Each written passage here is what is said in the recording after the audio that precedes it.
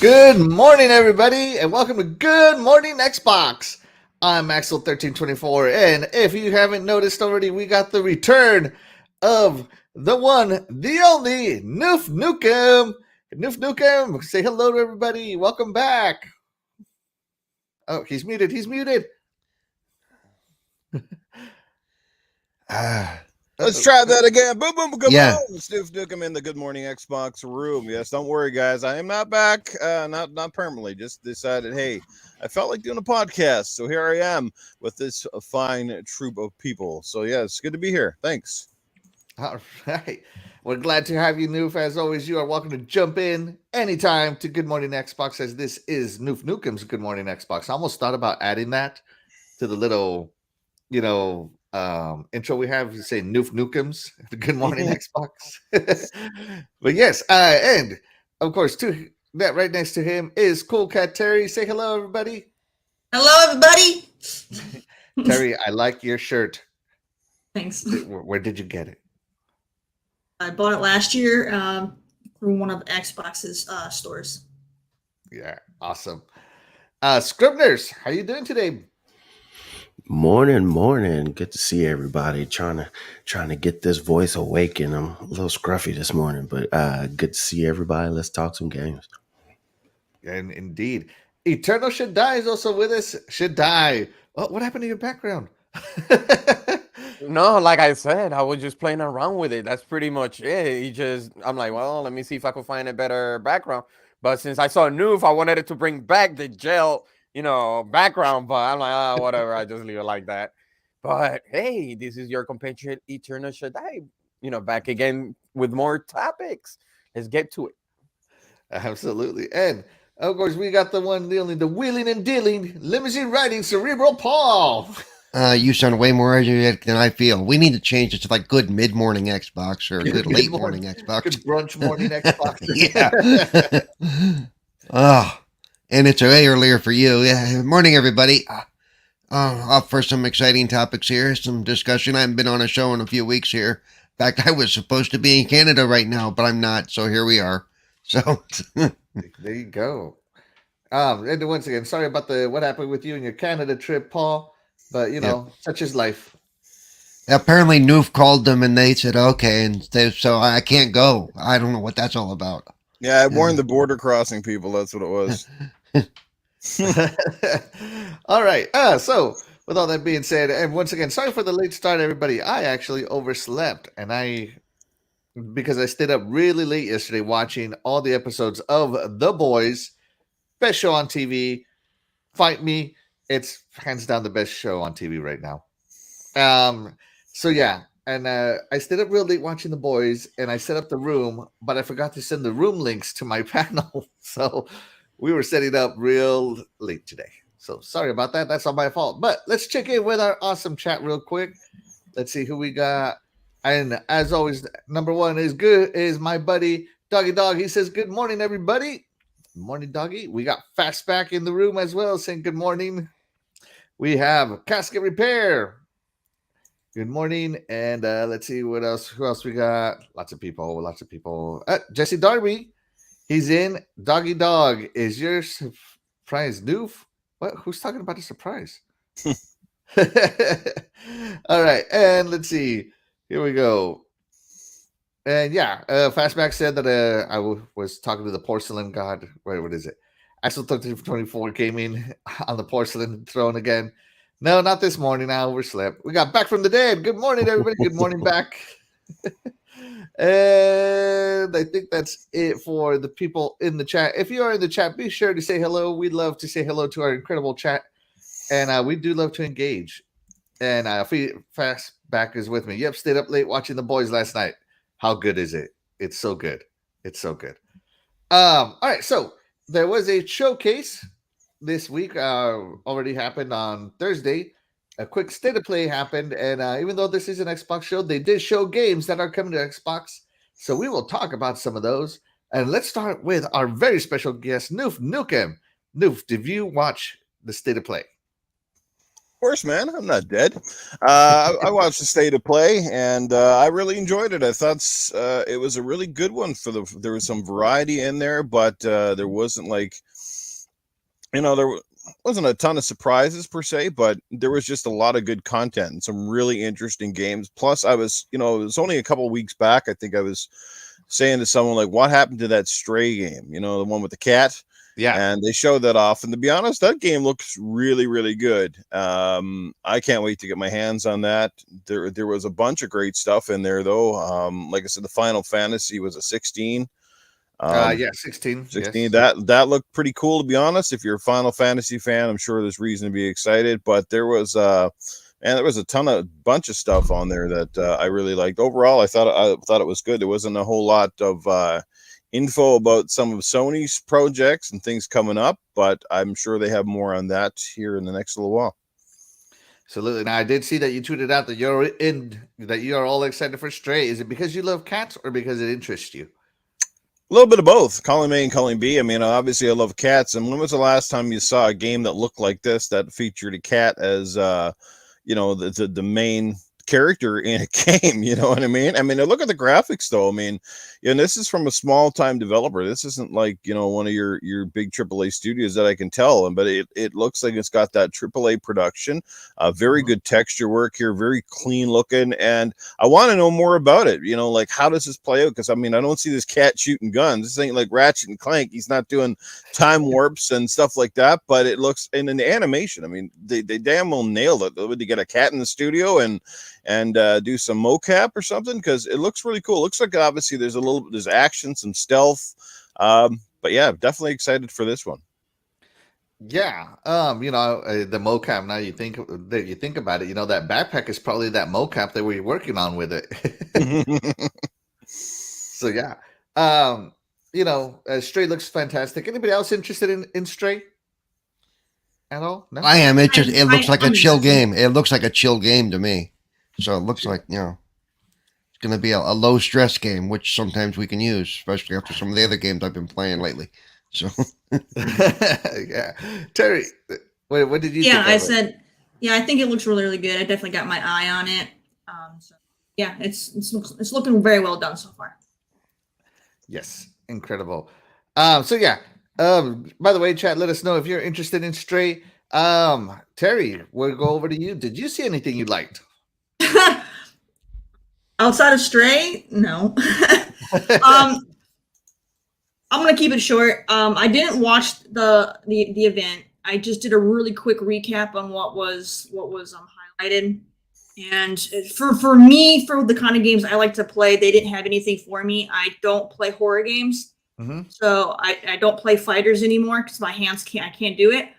And I don't care about like Final Fantasy or any of that stuff. So they had nothing to show me, sadly. So it was a big miss for me. So there's nothing for me to look forward to. All right. So there's nothing there. You see that brings in Blinks. Blinks had a cat in it. Come on, guys. Blinks the time traveler. And R Rub joins us. Hey, R Rub. Thank you so much for joining us. And if you need someone to play Halo with, man, R Double will carry you. He will carry you to victory. Scrub Nurse, did you see anything? I saw some things that piqued my interest. Now, whether I get to it or not is a different thing. But first thing, which I was glad to see, is Street Fighter 6 is going to be cross-platform. Well, not cross-platform, but it will be on Xbox. So I was definitely happy to see that when I saw the announcement on Twitter. Last Street Fighter 5 was only PlayStation. So to be able to see that on Xbox is great. And I'm not a big fighter guy. I like fighters, and I like to be able to have that on the platform for the people who love to play those games. There's always going to be a situation where people will be able to have these tournaments and all these different things. So it just brings the hype to it to be able to play those. So Street Fighter 6, glad to see that. It looks a lot better than what I thought as far as the little intricacies of what they're putting on there. Chun-Li, kind of looks like a normal person now, which is cool. Her Dude, if a thighs normal aren't. person has legs that strong, I mean, eh, wow. but back in the day, her one leg was the width of her whole entire body. so so it's a little bit downsized on the thighs, and the character models look pretty good. It's almost and moving it to like you go to this part of the city, go to this part of the city. It's a little change on it, so I'm open for change. So that looks pretty good. You get to make your own character now. Like you actually street fighting. That's what brings it in, and I think that's going to bring more people into the game as well, who wants to try it out just to say I'm gonna live my life through this game. um Also, what I saw, Final Fantasy 16, I haven't played Final Fantasy in a while. 15 did not intrigue me at all when I saw it. I didn't know what 15 was about when I saw it, but 16 showing all the different enemies, and that song at the end where they're just naming them all off was pretty cool too. Oh, the So summons. Yeah, the summons song. yes. Yeah. Hmm. Yeah, these are all So summons. Yeah. so I think it'll be good. We'll see. So I'm excited for that as well. As far as horror games, I saw Callisto Protocol, and I think that's something that needs to be out. So what I take from it is there's a lot of good games, and those games are also going to be able to hit other platforms as well. So that's the most exciting thing about it, is we'll still be able to get to play them on Xbox. Absolutely. Not Final Fantasy 16, but that's Oh, of okay. course not. That's we know that's not. We still don't have 7. Yeah, we still don't have 7. Yeah. I are the Final Fantasies on PC, these newer ones? I think they are. So I'm okay with that because I'm a PC gamer too. Noof, you forgot to mention some things. Oh, big time. Do you want to touch on what Nurse said, or do you want to jump back to what you said? Well, Street Fighter 5 first, or 6, sorry, that does look really impressive and a little bit of a departure from its norm. I could see, maybe I'm wrong, but it looks like there's a little bit of an open world aspect to it now, or a little more of an in-depth story, and like I said, a little more, even while it still has the stylish graphics, there's some changes there that look very welcome, a little more refined, or a little more realistic, I suppose you could say they're going for, without actually departing from its, essential art style. But the big one that I can't believe I even forgot, the one that had my jaw on the floor, is Horizon Call of the Mountain. Oh my God. I mean, this is one of the reasons that I love the PlayStation platform, because they have VR, and I think this is going to be a benchmark title. I'm not expecting it to be overly long. It's probably going to be one of those short, more of an experience set game than a set piece itself. But I think it's going to it's definitely going to be a benchmark, and I think it's going to show off the true potential of the next generation of VR. And man, oh man, like I just hope that the VR is priced accordingly, and most importantly, I hope by the time PSVR 2 actually launches, that you can actually get a PlayStation 5 fairly easily. I'm lucky that I have mine now, but I know there's so many people out there that are still struggling to find the PlayStation 5. So let's just hope that at some point here, we're going to see the end of this whole manufacturing conundrum. So but that's pretty cool. Yeah. And I think the other one, obviously, like Scrub brought out Callisto, that looks absolutely insane. If you're a fan of Dead Space, I think you're going to feel right at home there. Great stuff, man. There was, like I said, there was some really cool stuff out of that show. Yeah, I'm really into that Horizon Call of the Mountain piece. And if you play VR, there's another game made by Crytek, the people who made Rise, Son of Rome. There's another VR game called The Climb. And so Call of the Mountain reminded me of The Climb with action. And I mean, could you imagine seeing those giant robot dinosaur things with VR headset on? I mean, just the scale of them. That's going to be really cool. That's a game that's really piqued my interest as well. Let's see. Let's go over to our chat real quick for a minute here. We are joined by Lost Boomer 48. Hey, Lost Boomer, thank you so much for joining us. I also saw somebody else new join us. Where is he? Happy Cloud Gamer. There we go. Happy Cloud Gamer also joins us. Thank you so much for joining us, Happy Cloud Gamer. We are so happy you're here. Nix joins us. Good morning, Nix. Thank you so much. And yeah, the PSVR 2 is going to be impressive. It looks impressive. Anybody got anything to say about the games that have been mentioned so far? Callisto Protocol or otherwise? Well, Callisto Protocol is the one that got my attention more than anything. But also, let me mention that with the Street Fighter game, they also came out and they did a thing, I think, either later that same day or the next day. They were talking about that they revamped some of the controls to make it a little bit easier combo-wise and special-wise, which is good news for those of us who always hype about accessibility, because the fighting games and things like that have control-wise they've put me out, because there's so much, push A, move to the left, jump to the right, and push Y and then Z at the same time, and it's like, okay, I can't do all that. My fingers hurt, Mm-hmm. So I could never do a lot of those special moves and stuff. Hopefully, I haven't seen the new layout yet, but they said they've gone back to a simpler form.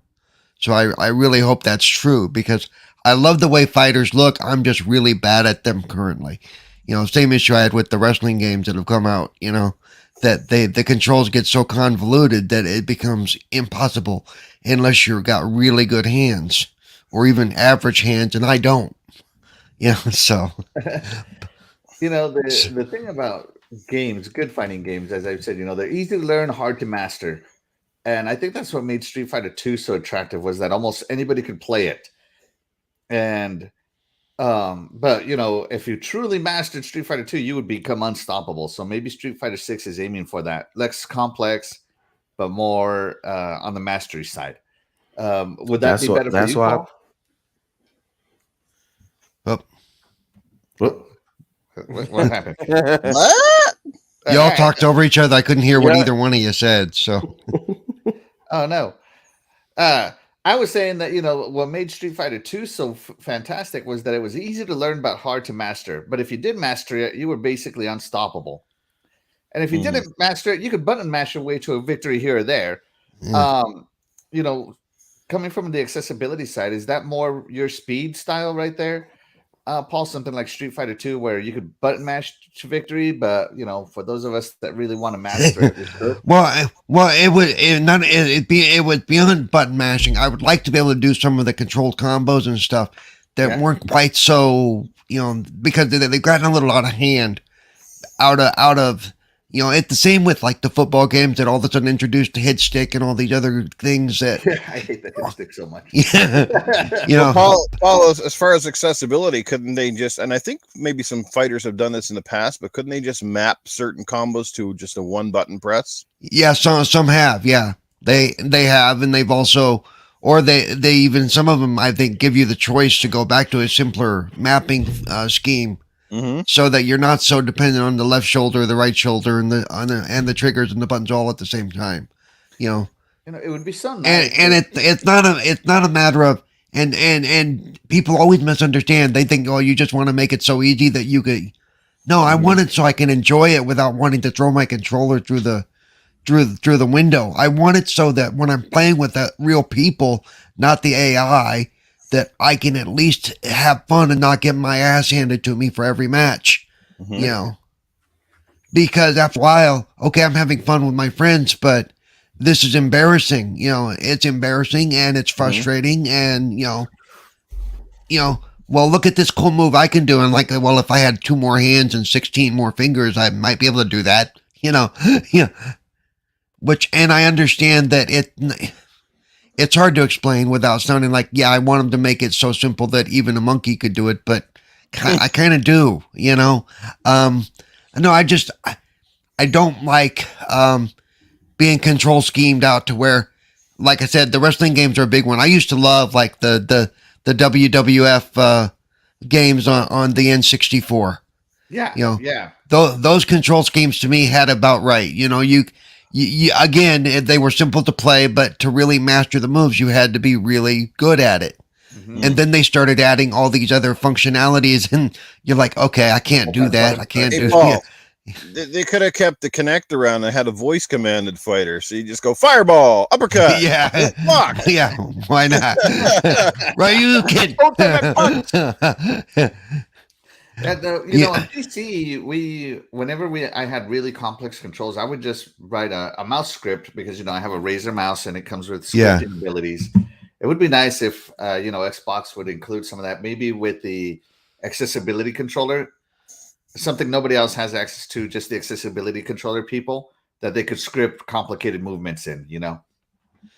Well, and the nice. to be fair, the Elite controller fills some of that because of the fact that the buttons are totally programmable. Right, but I mean a full script, like on PC, and I don't want to say that everybody on PC does this, but I could literally push a button and execute a pre-recorded combo. Oh yeah, we had even I can program it into any of these buttons here. Yep, even like EverQuest, we had stuff like that where we could we preset a bunch of stuff and hit one button and do like 6 moves all at one time, and it would know to pause and wait and do the next move and could just do that quick little. There you go, So yeah, I can't wait. I can't wait to try it. I want to try it, see what they've done, because I do like fighting games. I think they some of the moves are fun. Don't ever ask me to do a fatality in Mortal Kombat, but I still play the game, but yeah, so that, and then of course the Callisto Project, just because I do like scary games, I don't always tend to finish them sometimes. Like I picked up Resident Evil Village. I've been playing that the last few days. Mm-hmm. There's a lot of wandering around not knowing what the hell you're looking for in that game. Seriously. It's fun though. It's fun. It is fun. It's fun. I'm having fun, but it does seem like I'm spending a lot of my hours just kind of, I've been here so many times. What am I missing? Holy shit. Mm-hmm. You should have seen him fucking playing Alien Isolation. I to his live stream. He got stuck in the first hallway. So it's all right, dude. It's all right. Now, horror games are not my forte, so I'm not really into them. But Alien Isolation, I think, was a really well done horror experience. It was. It got you the feeling like you were in the movie. It was like, holy crap! It nailed the authenticity and the atmosphere. Yeah, that was what that game really, really nailed, because it kind of puts you in, like, if you could imagine yourself in that environment, that's pretty much kind of how it would felt like. You know what I mean? Like, it's just that isolation. Like, literally, it lives up to its name. Isolation, like cold, dark. Sound effects, right? And sound effects a lot of times are scarier than the stuff you see. It's the stuff you don't see.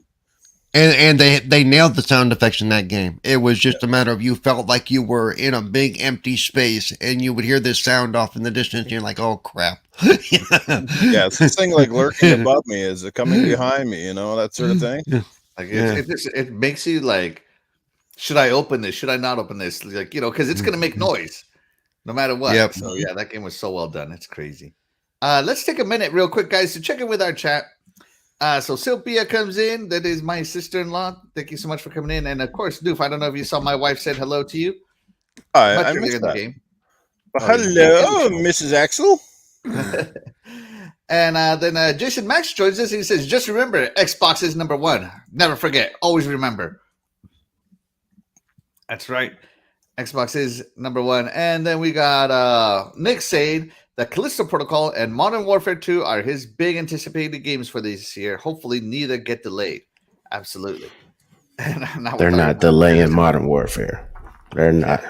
They'll put it out badly before they delay it. That's true. I'm just going to put this on the screen. That's okay. Nerds will get it badly too.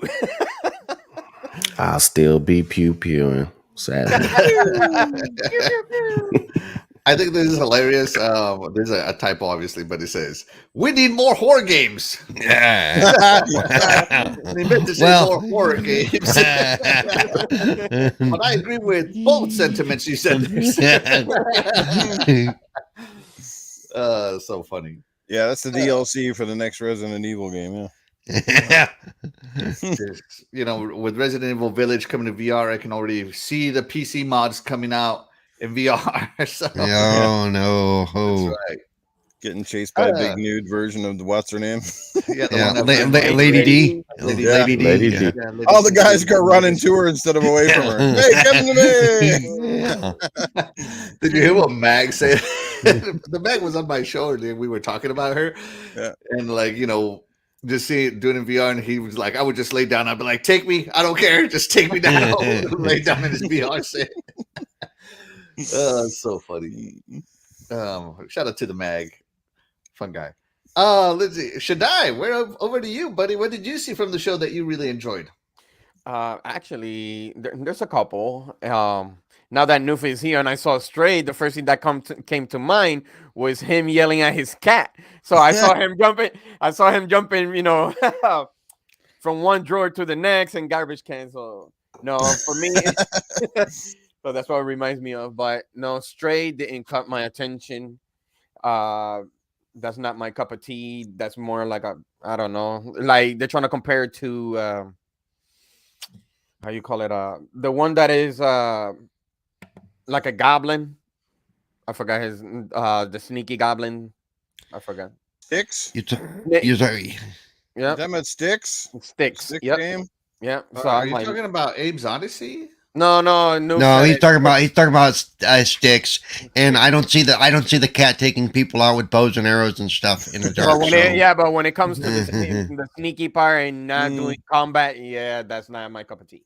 So you know, you're not gonna. It's like you guys say, he's not gonna get katana and slash the heck out of his enemies. So, Right. no, that's not my cup of tea. The one that I'm That actually is pretty much like that game looks so realistic. I can smell the cat piss already. Hey, we were talking about Stray, and Coolcat Terri's cat just appeared out of nowhere for some reason. But for me, it's Resident Evil 4. I'm a huge fan of Resident Evil, especially 4. Mm-hmm. And I love how it looks. The only part that I didn't like for some reason is I don't know why they haven't mentioned Code Veronica remake. They're remaking a lot of things except that one for some reason. But then I like that one. I'm crazy to have it. Also, the Protocol one, Callisto Protocol. I love that one. Yeah, because when I heard the audio, it has some Dead Space in it too, music, and I'm like, man, I think this a remix of Dead Space. It actually went straight to Dead Space, and I know they're the makers of Dead Space. It's just a different name. Are they? Yeah, because remember, it's Visceral now. It's called Crafton. Okay.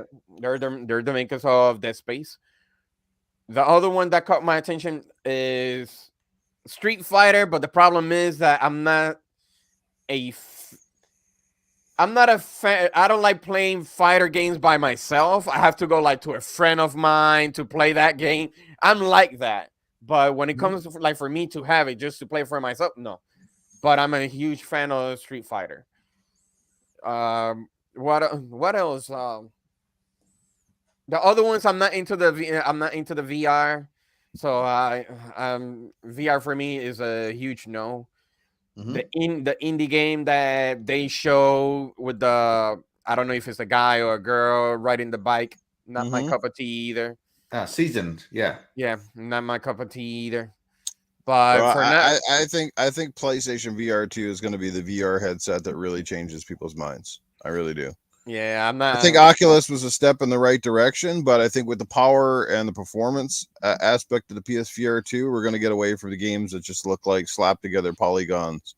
That's what I think. Yeah, for me, I don't want to have nothing, on my head, and all of a sudden I got vertigo. So no, I'm good. I'm good. I'm good with that. So they could keep the headset to themselves. But other than that, it's just those. Final Fantasy. I don't care about Final Fantasy.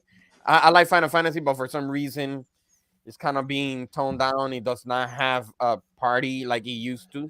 Now it's more like a direction towards Dirge of Cerberus. It's only one, and it's an action RPG. So yeah, for some reason, from a traditional RPG to action RPG, right? So that's for me. It's a wait and see.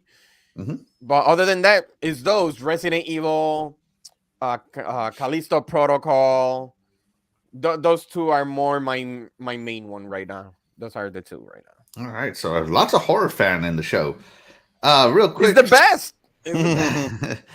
you know, horror is not my thing, so I am not getting any of those horror games other than maybe Resident Evil VR, just because I really enjoy VR. But You're outside gonna of get that, no. scared with that VR when you play that Horizon. What you're talking about, like, oh, shoot, you're gonna get scared. See, I'm not afraid of heights. That's just it. Like, Mm. and maybe it's because of what I did when I was in the military. I just don't have a fear of heights. I respect heights, but I'm not afraid of them. I'm not going to be like holding onto a ladder thinking, oh my God, oh my God, oh my God. I'm not going to flip out. You know, I'm more afraid of letting go of the ladder than, you know, just looking down. It's kind of a weird thing. So I see you're not. I see you're not gonna. You're not gonna gag while playing. No, You know. no, I don't fear heights. I just really go ahead. I just really hate seeing floating hands. It drives me nuts. It's the Same one, here. it pulls you out of any kind of immersion when you Same see here. floating hands. Like that Horizon game, it's floating hands. No, I can't do it. No, when you're in VR though, trust me, you're not looking at the floating hands. Oh, I do. I played VR, and it drove me nuts. I hated the floating hands. Yeah. Really, when I play VR, I'm so much into the environment. I can see my floaty hand as you can sit here, but I'm not really It's like a focused cartoon. on it. I don't know why they can't just. Why can't they have the arm attached to Yep. it? Like it makes no freaking sense. Just have the arm attached to the Yep. freaking hand. More it's work, like, it's more like in work. Looney Tunes. It's like in Looney Tunes, you know, when they pour that invisibility and the only thing that you see is gloves, like that. And they have the glove on. Yep. Yeah. That's VR right there. So I'm with Terry right there. I hate having floating hands and I could do this, or you see shaking because you're playing with your controller. No, I'm good. I just can't wait till VR is like Ready Player One. That's all I want. I just can't wait to actually show it on HoloLens. Mm-hmm. Right. Let's check in with the chat real quick. Crazy Simmons TV, Gaming TV joins us. Hello, good morning. Thank you so much for coming in. And also Luis Jimenez joins us. Hello, Scrub Nurse. Scrub, don't be mean. Say hi back. I said it in the chat. Hey, again, Lewis. And we got Dreadpool. Hey, doggy dog. And he's saying hi to everybody. Dreadpool in the chat. Be sure to give him a follow. He's a fantastic community member. I'm only going to talk about one game from the VR show that I really enjoyed. And that is a game that I can play on my Oculus Quest because I am a huge Oculus Quest guy. And that is The Walking Dead, Saints and Sinners, Chapter 2, Retribution. Whew, mouthful there. And I know that it's multi-plat because I've seen the advertising for my Oculus Quest on it. Mm-hmm. I can preload it. And to me, Saints and Sinners it's built from the ground up for VR. It's not adjusted to VR. Mm-hmm. And it is probably the best game on my VR headset. Story, fantastic. It's made by Skybound, so you know they love their story. Immersion, fantastic. Satisfying zombie kills, lighting, all that good stuff.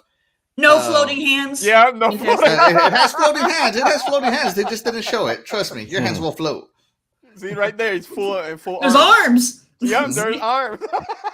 Trust me, you'll do stuff that will disconnect those arms. You know when you know how your arm is like right here in front of you. Sometimes it'll be over here, but in front of you too.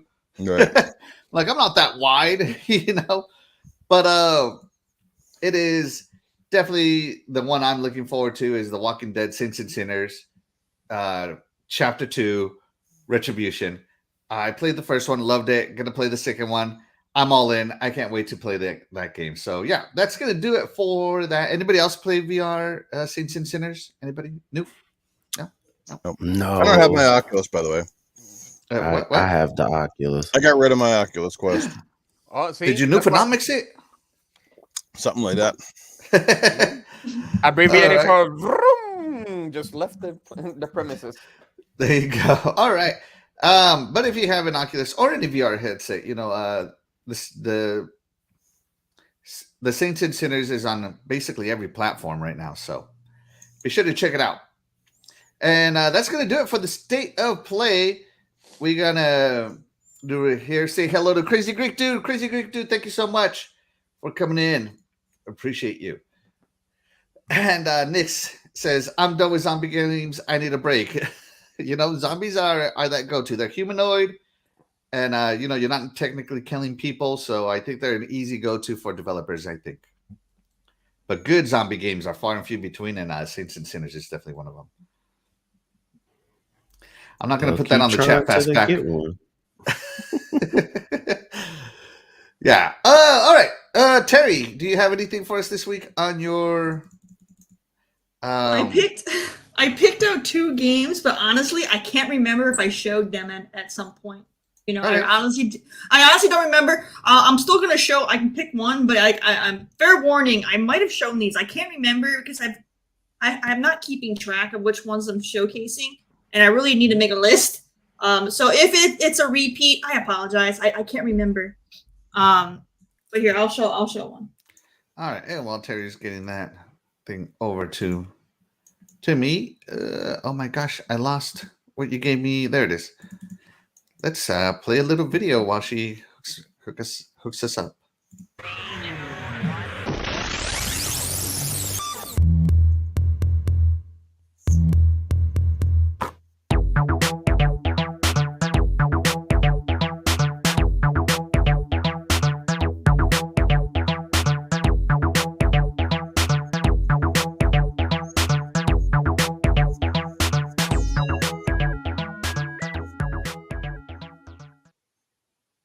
All right, everybody. I got another game for you guys yet again this week, and like I said, I do apologize in advance if it's a repeat. But go ahead and check this out all the same. Here's the video.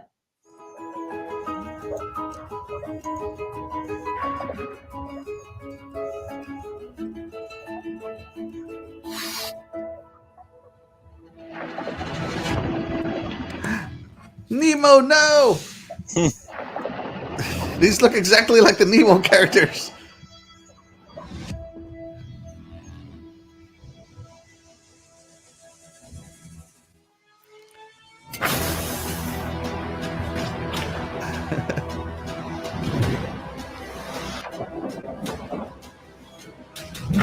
Gil's tested to the limit.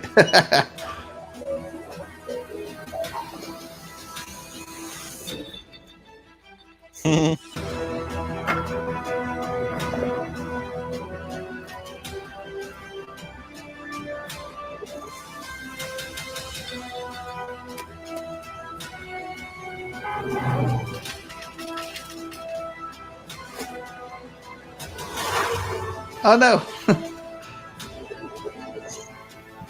So they have the flying fish, the rolling fish.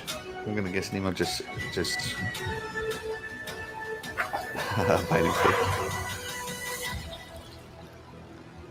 I am fish. All right. It reminds me of Finding Nemo because they look just like him. Wait, you missed the last part. Oh, sorry. Oh, whatever. It's good.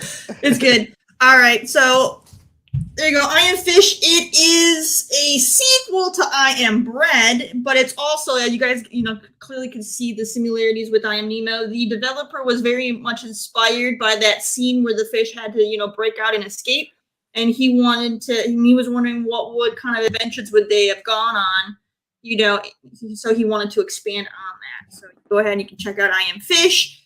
Each different fish has its own different skill set, as you could see, and it's a $20 game. It's also available on Game Pass. I believe it's still on Game Pass, so so check it out. It should still be there. Yes, it is. Yes, it is. So you go ahead and you can play it. It's on PC. It's on Xbox. It's on your Nintendo Switch. Fair warning though, when it comes to the flying fish, the controls are kind of difficult to use. They're not very well polished, so there may be some rage-inducing moments, while playing. But don't let that take you away from the whole game. So go ahead and enjoy it. It's cute, and yes, I'm a fish. You're a fish. We are fish. We are all fish. Yes. So go check it out, guys. Enjoy it. There you go. Now, Shaddai, you mentioned that your kids play this game. What do they think of it? Well, my son pretty much was like, "Hey, Dad, a fish." I'm like, okay, fine. Let's go watch it. And remember, he's autistic, so he likes to repeat a lot of things. Mhm. So he'll play it, but sometimes he'll do it on purpose. He'll let himself die. Remember, it's like a try and error for him. Right.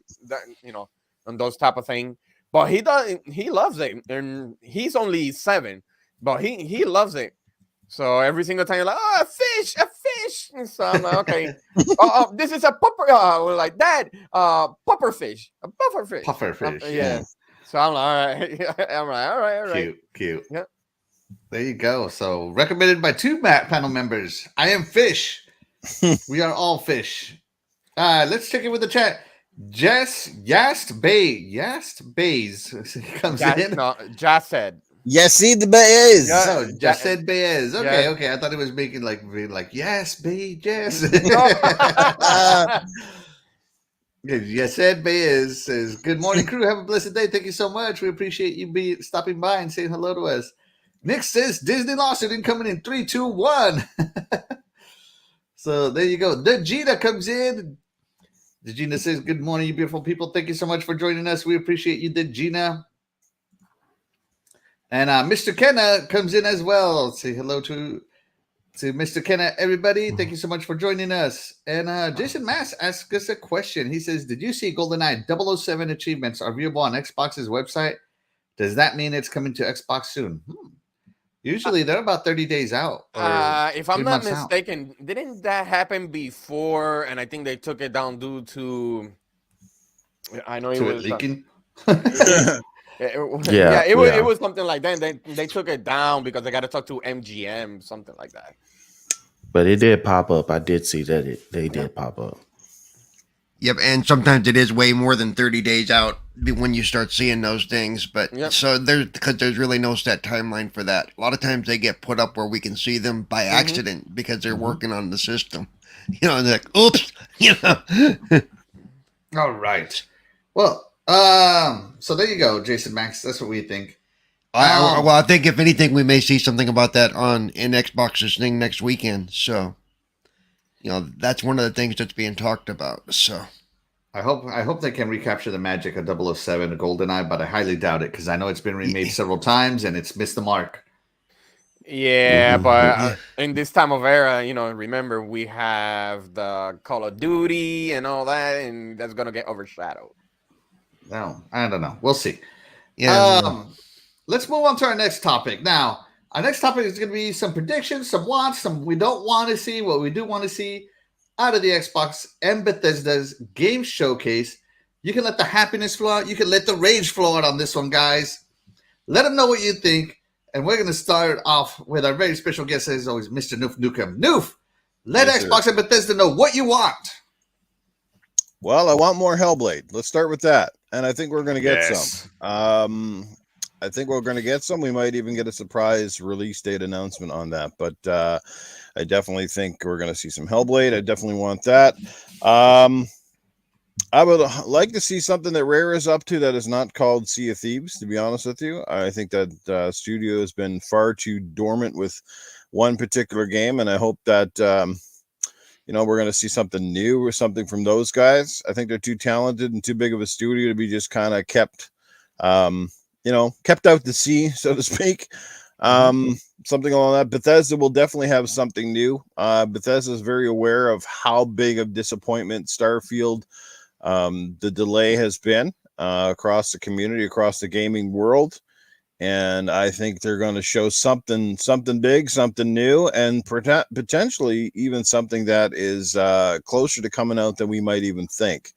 Because if you think about it, they really haven't shown us hardly anything since Microsoft came in and acquired them, and that's it feels like they've been too dormant. Does that make any sense? Like they just there's just too many studios right now holding on to stuff. I mean, they got to be somewhere.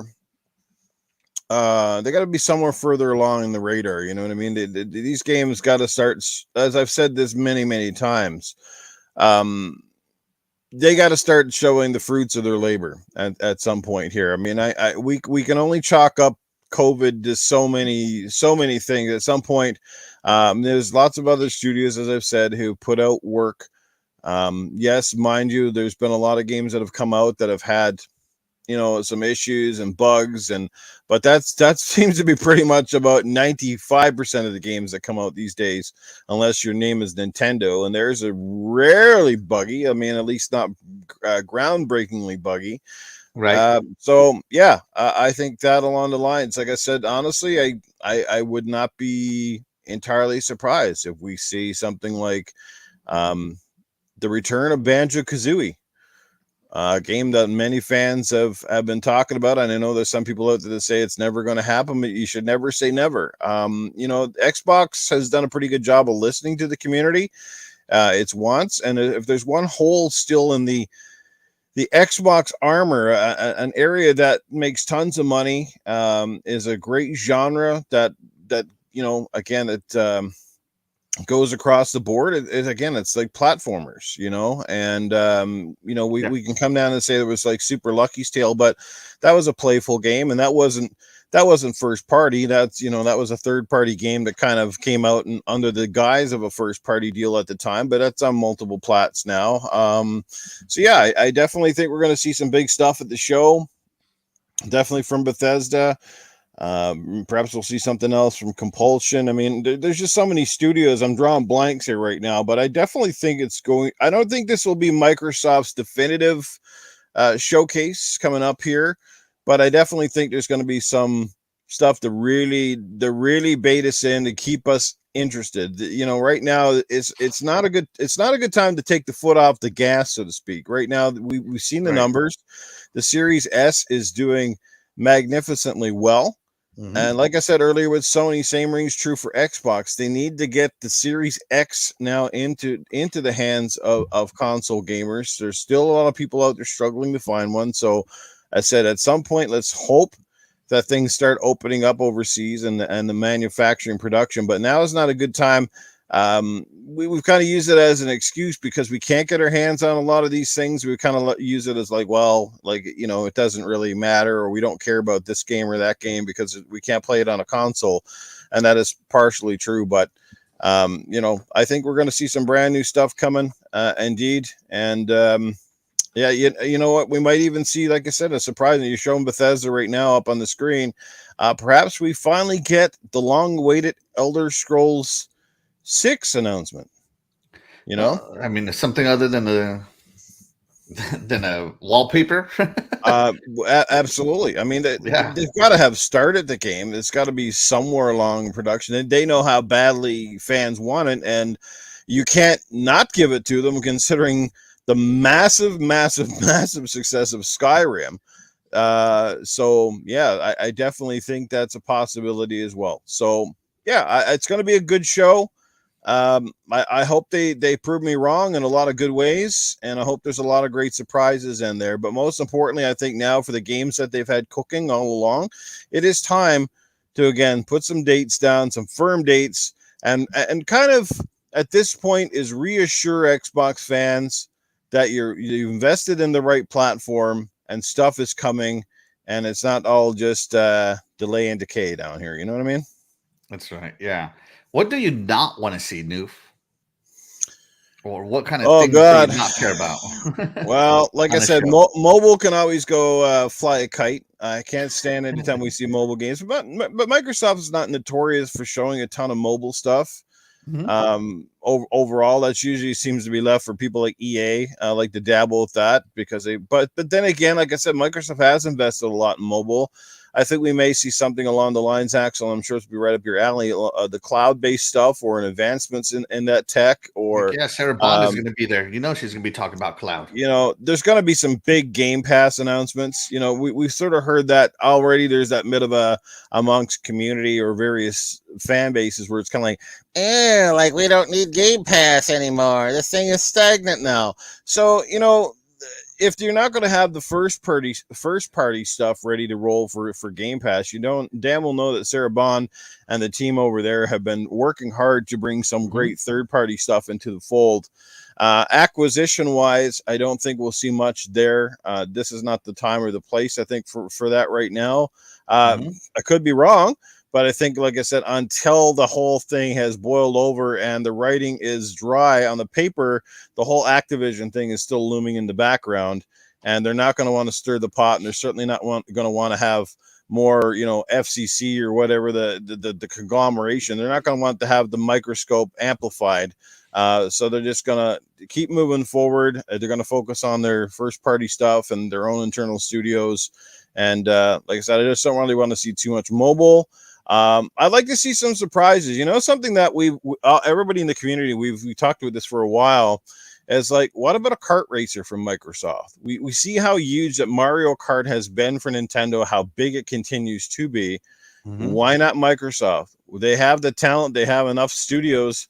It shouldn't be that hard or a big of a deal for somebody to slap together a kart racer, you know, and put some of Microsoft's biggest properties in there. I think something like that would be absolutely massive and would, for a lot of people. And again, it would be one of those amazing Game Pass acquisitions, because you put a game like that in the Game Pass and you make an active service game where you've got a lot of content coming down the pipe for it. Bingo, Bob's your uncle, you know what I mean? And people will gobble it up. So yeah, absolutely. Let's check in with the chat. I have things to say, but I'm going to wait my turn. Let's check in with the chat. The Gita says, prediction, Halo Infinite 2, Electric Boogaloo.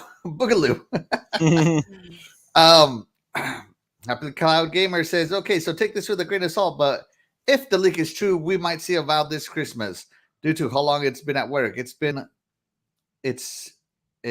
believe it's been 5 years in development now. You know, games need more and more time. They're getting bigger and bigger. Your Wicked Hot joins us. Hey, Wicked Hot, thank you so much for stopping by. Jason Max says Phil Spencer was playing Banjo-Kazooie a few days ago on Xbox. You stalker, Jason Max. But yeah, I watched Phil Spencer on my Xbox too. It's actually awesome to see his gamer tag logged in playing games. That's great. Happy Cloud Gamer also says the Xbox Game Pass family plan. Yes, I need it. He says Quake. You know, I love Quake. As an original guy who played the original Quake, Quake was supposed to be the Doom replacement. You know, when we went to full polygons, Quake was the first true polygon shooter, and it was fantastic. But I think Quake and Doom would be way too similar in play style that I think about it, because Quake was meant to replace Doom or to bring Doom over to the next level. So I don't know if we'll get Quake, although we should, because QuakeCon is still a thing. The original Next Level Gaming says, I hear a boom. Thank you so much. Pixel Slapper with the big ol' eyeball. Probably here, happy that Noof Nukem is here. And let's see. Terry, you got something to say about carts? Why don't you say it? Okay, I just wanted to say that, you know, kart racing games outside of Mario Kart, they just don't sell well. It's just nothing can compete with, you know, the god that is Mario. So it's a tough market to get into. So it'd be nice to see another successful kart game that can be a good competitor with Mario Kart, but it hasn't happened. Right. but as I followed up to that, shot at it. There's some candy kart racer that was pretty big, but it has floundered ever since. But the problem with other kart racers, though, Axel and Terry, the problem with a lot of those is that they bank on just one character, and a lot of times they're just average kart racers using a popular character. If you make a great kart racer, and of course, being a Game Pass should automatically make it very popular, because you won't have an $80 barrier to get in. Like, the game is there. I think that in itself would be the success point. And then if you got now you have Marcus Phoenix in a game and Master Chief in a game and Crash Bandicoot all in carts. I mean, my God, you know what I mean? The Pip Boy or whatever the hell his name is from Fallout. You know, you could have so many great ideas. Power up instead of the blue shell, it's the nuke. Exactly. You know. So they with that many IPs and studios now, Microsoft could have literally the definitive kart racer for people that I think they could kill it with that game. It really. Look at that ugly guy. Damn. And of course, shout out to the families of the developers of Stalker 2. I know they had to relocate their studio to continue development. They had to flee Ukraine, and I believe they're developing this in one of the neighboring countries now. I think, and they're still saying that it's launching in December. So shout out to them for the grit that their determination to launch this game. So yes, yeah. All right, Terry, what do you want out of the Xbox and Bethesda Games Showcase 2022? And what do you not want? Okay. What I want is to see more on Fable. Yeah. All right, so they've been working on the game for a few years now. They gave us a little teaser last year, so I want to see more on it this year to see where they're at.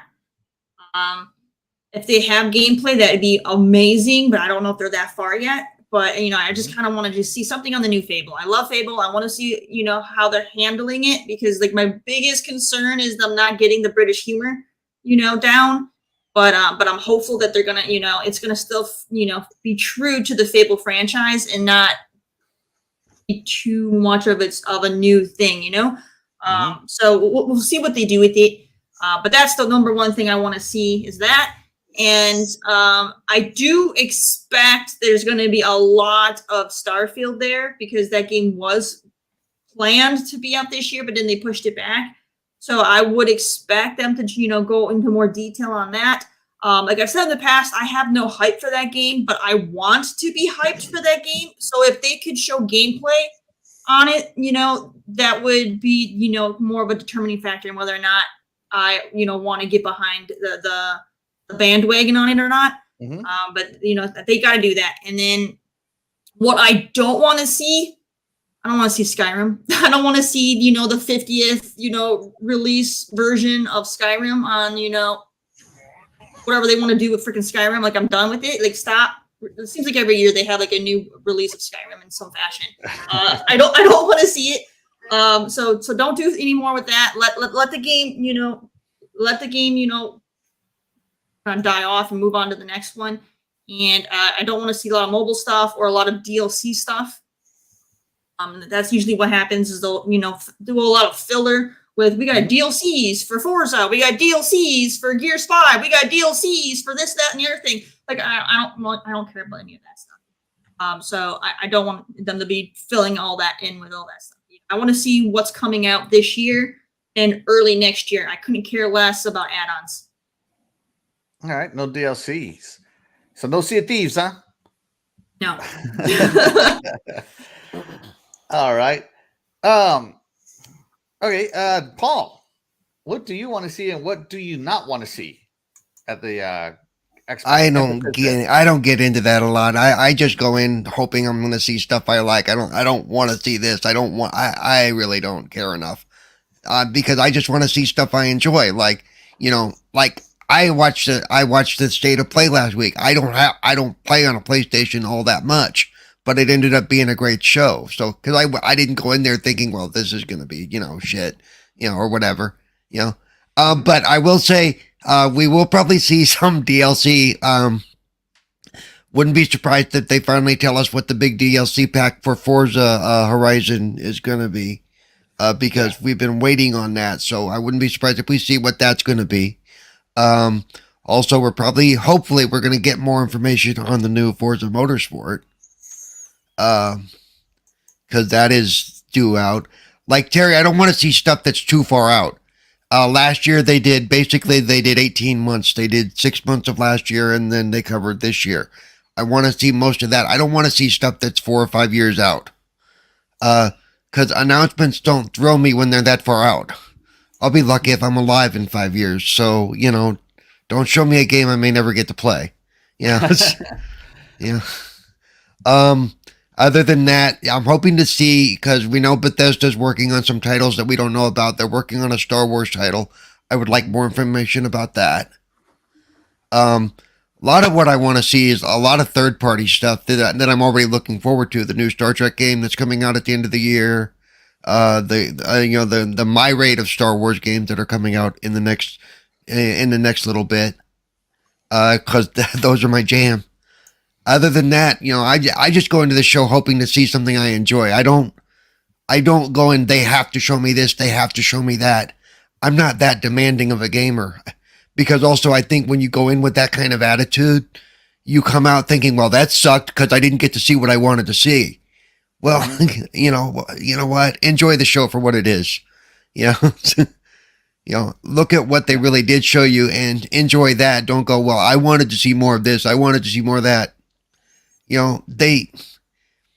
It's like, yes, they, because even though it may be something you want to see, hopefully the show will show something that or you didn't see what you wanted to see, I guarantee you they showed stuff other people wanted to see. The gaming world does not rotate around what I want, and it doesn't rotate around what any of us want. You know, as much as we like to think so, we're very, we're one voice in a pool of millions. You know, and I prefer the companies that don't listen to the loud, obnoxious ones, and they do what they know is right, or they do what they feel is right. Or else, I mean, really, if you look at it, because, when somebody comes out and says, well, they need to fire so-and-so because this game got delayed, be thankful that companies don't listen to crap like that. Mm-hmm. Seriously. Yeah. Because look how much we wouldn't get if they listened to the loud, obnoxious ones. So I just go in, I'm hoping for a great show. I think we're going to get a great show. They usually don't fail to entertain me. I don't always like everything they show, but the idea isn't that I shouldn't like everything they show. I'm not into mobile gaming, but if I see something that looks wow, I'll admit it looks great. Not my thing. How many times have we talked about games that I go, it looks great, but it's not my thing. I don't begrudge anybody what they might enjoy. And I don't go in with high expectations. I know it wasn't really what your question was, but I just wanted to, explain myself a little bit that I'm not going to, I don't have a list of things that I want to see necessarily. So. Right. All right. Well, hey, everybody's entitled to their opinion, guys. There's no right or wrong answer to these questions. Yeah. So let's check in with the chat real quick. Splendiferous comes in and say, my peoples, my peoples, my peoples. Shout out to Splendiferous for joining us. Thank you so much. We're just talking about our hopes and dreams or nightmares, if you will, of the Xbox Game Pass showcase coming in. Let's see if the chat has anything. Let's see. Best to hope than expecting the world. Xbox should be good with a mix of first and third party coming soon next year, and don't mind a teaser of games for 24. I don't know what you mean by 24. 2024. He's talking about 2024. 2024. Okay, that's what you're saying. Geez, man, I'm not awake yet, guys. No, if it's early 2024, like first quarter, okay, but don't go much farther than that because then you're still, Right. Shaddai, what do you got on the Xbox and Bethesda Games Showcase? Actually, I don't know right now because I know that for what I have on mind is like during the show I'm thinking of Rare to see what are they doing with Everwild because they have to restart the whole thing, and I would like to see what they have to show us. That's one of them. For Undead Labs, the community manager for Compulsion, not for Compulsion, but for Undead Labs, we already know that it's State of Decay 3. I want to see what they have. Also, not too long ago, I think in one of the podcasts, Phil Spencer said they asked him which game or studio are you looking for. He said Undead Labs because of State of Decay 3. I guess he played quite a bit that one, so he's looking forward to it. So I wouldn't be surprised for that to actually show actually gameplay, because remember, this year not only we want to see gameplay, but we also want to see release dates. We don't want to see just coming soon or whatever. We want to see release dates also. For the coalition, there's a lot of chirping about the Gears Collection remake. There's a lot of chirping, and I hope that it's a full remake, not here and there like they did with the Halo MCC. So you can only have a remake of Halo 2 and not the rest of them. I want a full remake for pretty much all four of them. I want to see a full remake. All right. That's a development cycle. I really don't like when they choose, okay, we're gonna have this one in an original one, but this one is only a remake. I don't like that. I really don't like that. If you're gonna make a remake, make it how it's supposed to be. Make the whole thing. Or if you're not gonna make it, might as well just not announce it. And also for the coalition, I think they're working on a new project. I think that's what they're talking about. That's something that I'm looking forward to. Mm-hmm. For Ninja Theory, we already know Hellblade, but also, yes, we are actually looking for Hellblade. But what happened with Project Mara? That's something that they haven't even, they haven't shown us what it's about. Yes, we already saw a snippet of Hellblade 2 at the Video Games Awards, but now they need to show Project Mara. We're still looking for it. It has been quite some time. Also for, also for, I know we're gonna see, it's common sense. We're gonna see announcement of Deathloop. Also, coming to Xbox. I know we're gonna see that. Also, Machine Games, Wolfenstein 3, to finish it off. That's something that I want them to show. Is Wolfenstein 3 coming? Because I thought Wolfenstein: The New Colossus kind of capped it off pretty good. Yeah, that was 2, and I think it finished up with Youngblood. So they want to finish up with CJ Blazkowicz. Okay. Yeah, they need to there's supposed apologize. to be another one. They need to apologize for Youngblood. Yeah, for Youngblood. Yeah. So they got to make up for it. For Tango Gameworks, The Evil Within 3. We need another horror. No, we need another horror game. We need another horror game. Yes, we do have Resident Evil 3 and the Callisto Protocol. It will make a nice horror trinity by adding The Evil Within 3. Well, remember we got Plague Tale Requiem coming out soon too. So that I think they say what, June, July, something like that. Yeah. Unless if I'm wrong, but I know that you are correct on that one, Paul. I'm with you on that one. And don't forget Scorn for the horror people. Yes, Scorn. Yeah. Some of us have been waiting for Scorn for 2 years now. Come on, baby. Yeah. No, and I'm gonna mention this one again, and I know Scrub is gonna say, "Oh God, I'm tired of it." Where is The Last Night? Where is it? Still looking for it. It's still asleep like I was this morning. Because I know the last time the guys, the producer of it said that they're just switching to a new engine for the new console. So I'm looking forward to it. And also, I have a feeling that they're gonna announce the full version of Bright Memory Infinite. It's still not, we only have a snippet for that. And one thing, the full away from the beta, grounded, a full game, grounded, no beta. Now it's a full game. I can see that from Obsidian, Avowed. I know they're gonna, I wish they're gonna show Avowed and also Outer Worlds 2. Outer Worlds 2, yeah, Outer Worlds 2. So I know they have a lot. I know they have a lot, and they have a lot of games, and. What else can I say? It's just they have so many studios, but right now we already know about Forza, and like Paul said, a DLC of it. I can see that happen. There's a lot of things that they really need to show. I don't know if Bethesda is gonna have the time to actually show their part. So, for me, that's what I'm looking forward to it. There's nothing else. Oh, and now that you mentioned Psychonauts, there's another chirping. I know he said no, but I wouldn't be surprised for Double Fine working on the new Banjo. But they said no. Like I said, I know he said no. I know he Not said happening, no. man. It's like people who don't listen. He straight up said no. Somebody's It's working like, on it. wait. I know they say no, but it's the same thing with Killer Instinct. When that guy said, yeah, but they actually Killer Instinct, they're not paying attention to it. They put it to the side. But there are still people that want Killer Instinct. Is the same thing for Banjo-Kazooie.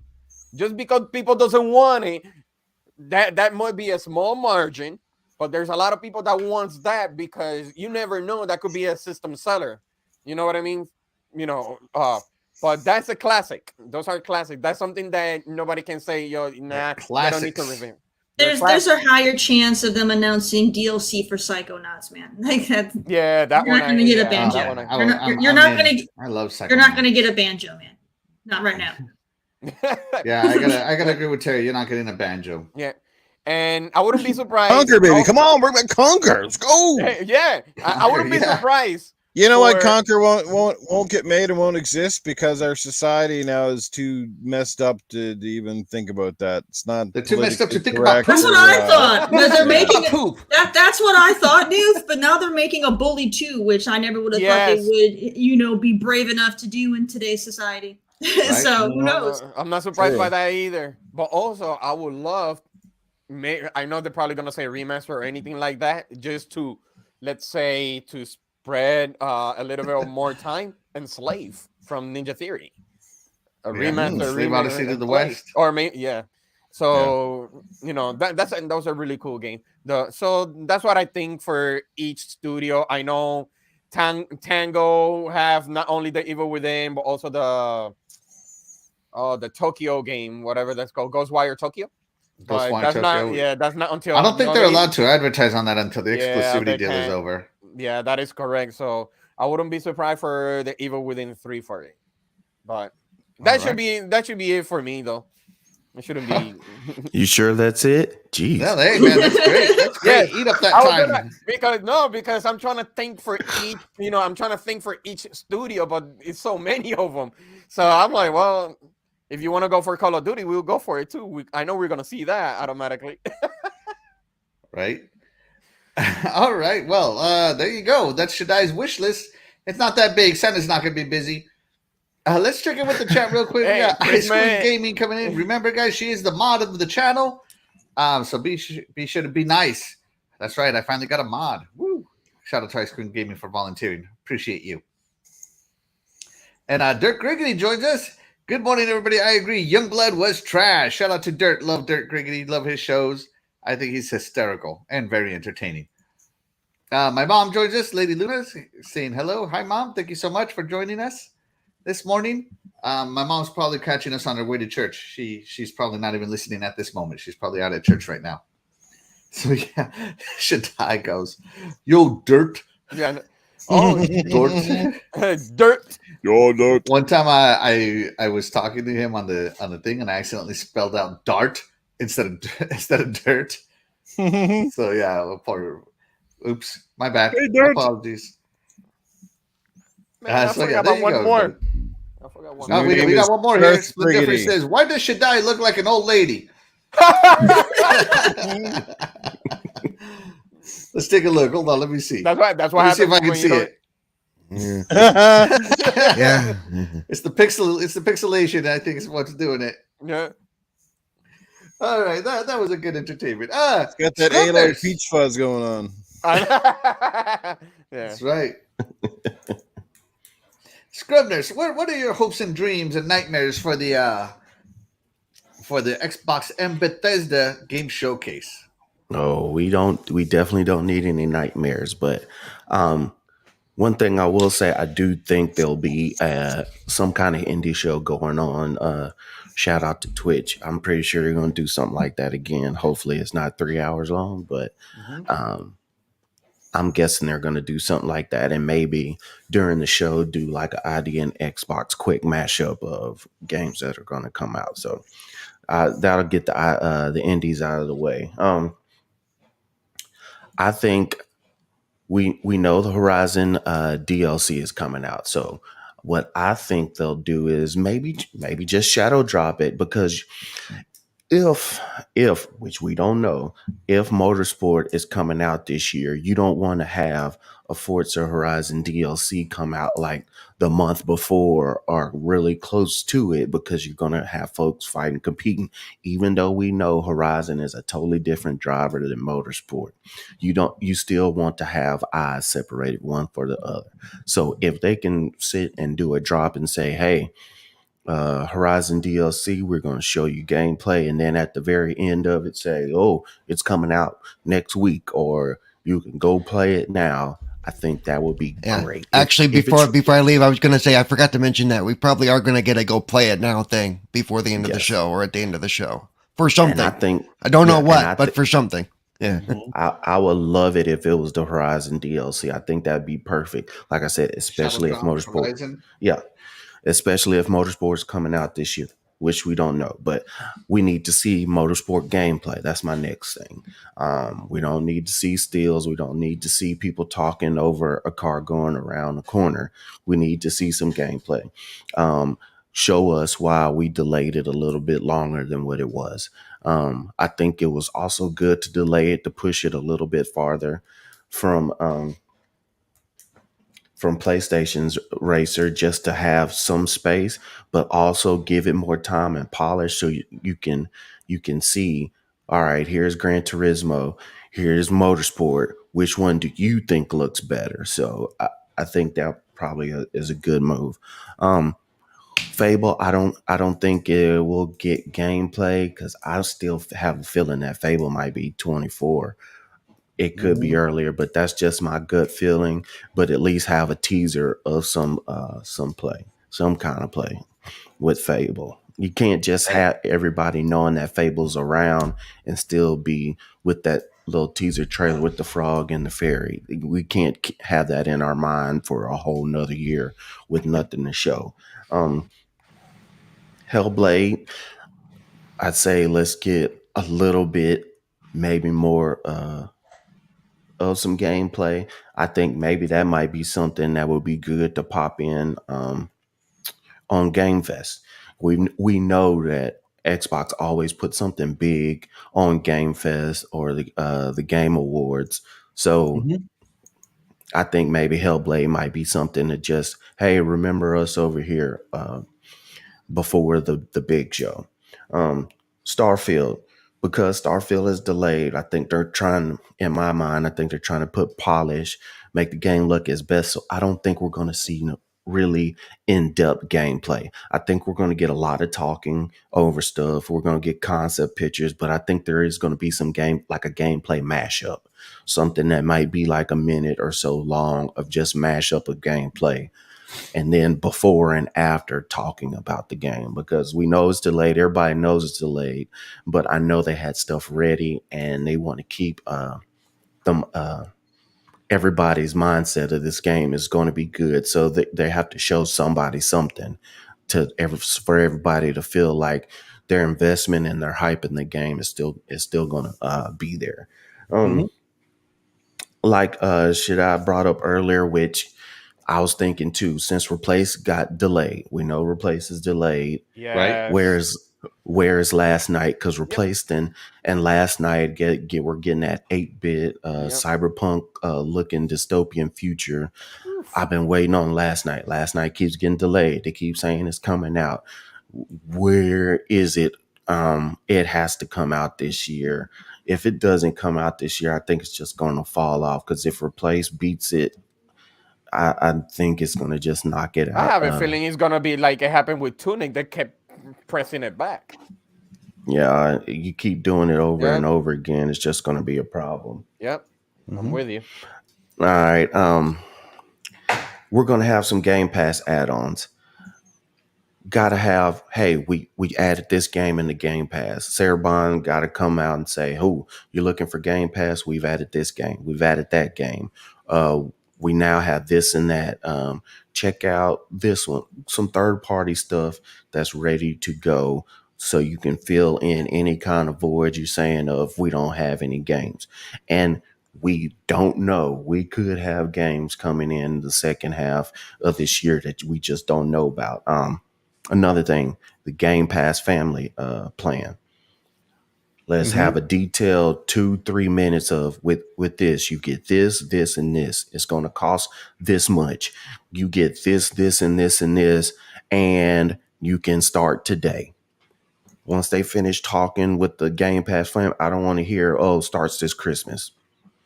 Help the people out. You want people in the Game Pass, and you can start it today. With a little entry fee, just like they had the $1 Game Pass family for people who've never had Game Pass. Now you can have Game Pass family plan for the first 3 months for $5, something like that. And we've had so many studios out now too. at least I'm just putting myself out on the limb because we're saying what we're hoping for. Yeah. I'm not an insider. I don't have inside information, but this is just rambling in my head. At least 2 to 4 new games, that new IPs that we hadn't heard from, or what I'm thinking 2 to 4. And, Wow. and I'm not saying all AAA. That is not what I'm saying. But we have all these studios. We got to have something. So, and when I say 2 to 4 games, I'm not talking about 2 to 4 games by the end of this year. I wouldn't be surprised if it goes out to 2024 because Xbox has to show that they have something right now to keep the fans hype. And Especially I think in the holidays. Yep. I think they'll stretch it a little. I know Phil says only a year to 18 months. I wouldn't be surprised they stretch it a little bit to keep the hype, to keep the fans seeing what is coming in the future. So I wouldn't be surprised that they go out a little bit longer. So that's where I get the 2 to 4. I know 4 is a lot, but I think they're gonna extend to show what they have coming down the pipeline. Not a lot if they do like indie style new IP for Game Pass. Yes. Well, there you go. I always find it kind of weird that Xbox fans want new IPs, but yet they won't let old IPs stay dead. Like Banjo-Kazooie, it's for all purposes right now, it's a dead IP. And everybody keeps clamoring for a remake, but then everybody's like, and we want new IPs. Well, dude, they're either going to be working on this or that. They can't work on 5 things at once. But they can split the studios. That's the thing. They can split. Can they? Studios. Yes, they can. Some of them have like what 500 employees. Why not? Yeah, that's what I'm but saying. A lot of those employees are on maintenance, not on development. Or content drops. Service games is a big part of Microsoft's blood. Ever since the Xbox 360 days, even the original Xbox. Anybody here remember getting the map packs for Halo 2? Yeah. Right. I mean, service games has always been a big part of being Xbox's history. So a lot of these developers, they're not just working on new stuff, old IPs, new IPs. A lot of them are working on maintenance. That live service. Those map packs don't make themselves. Mm-hmm. So isn't it servicing us new games and also classic? Is the same thing. Well, I don't know. I think as much as I love Banjo-Kazooie, and I do love me some Banjo-Kazooie, I'm okay if they never make another game. Just being honest. And plus, remember, let's be honest in here. Phil Spencer said he wants a family game too. Family games that they're waiting for it, and that's one of them. What was a good family Super Lucky Tail, the sequel. You old lady. That's what you're gonna get. Not a good family game for your son. No, stop it. Super Lucky Tales 2. That's bad. Super Lucky Tales 2. They do have it. It's called the Super Lucky Tail. The Super Duper Lucky Tail. The Super D Duper. And that's another thing, on a lot of these podcasts, a lot of gaming podcasts, it's a lot of guys who want to relive their childhood in modern times. As I said, what was good 40 years ago, what was good for you as a kid 40 years ago, may not be good for the kids today.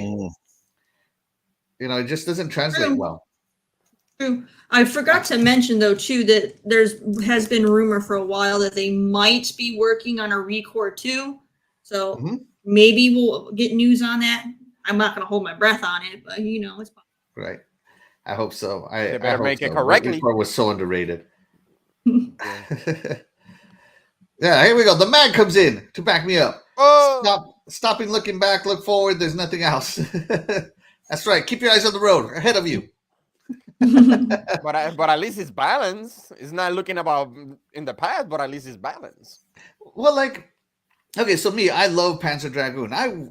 Everything inside of me, I wish they would bring back Panzer Dragoon. But they did though. But they're doing remakes. That's not bringing it back. That's not a new Panzer Dragoon saga. That's not a new entry. Now you're talking about sequels. Now you're talking about a sequel.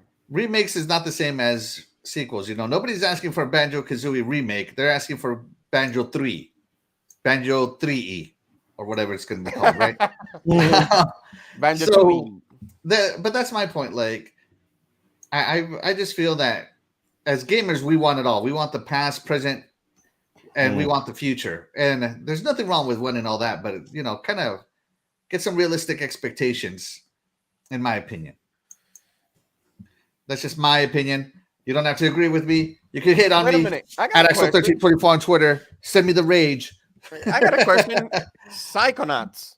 Yeah. It's an old game Oh, classic, Lord. but they do have Psychonauts too, so why not Banjo? See? Yeah, that's true. That's true. Psychonauts 2 was crowdfunded back into existence. Mm-hmm. You never know. It was crowdfunded, and because the people wanted it, they put the money into it, and that's why it happened. It wasn't that, oh, we just made the game and we hope people wanted it. It was already shown that people wanted it because they put their hard-earned money into it. So that's the difference with Psychonauts versus Banjo.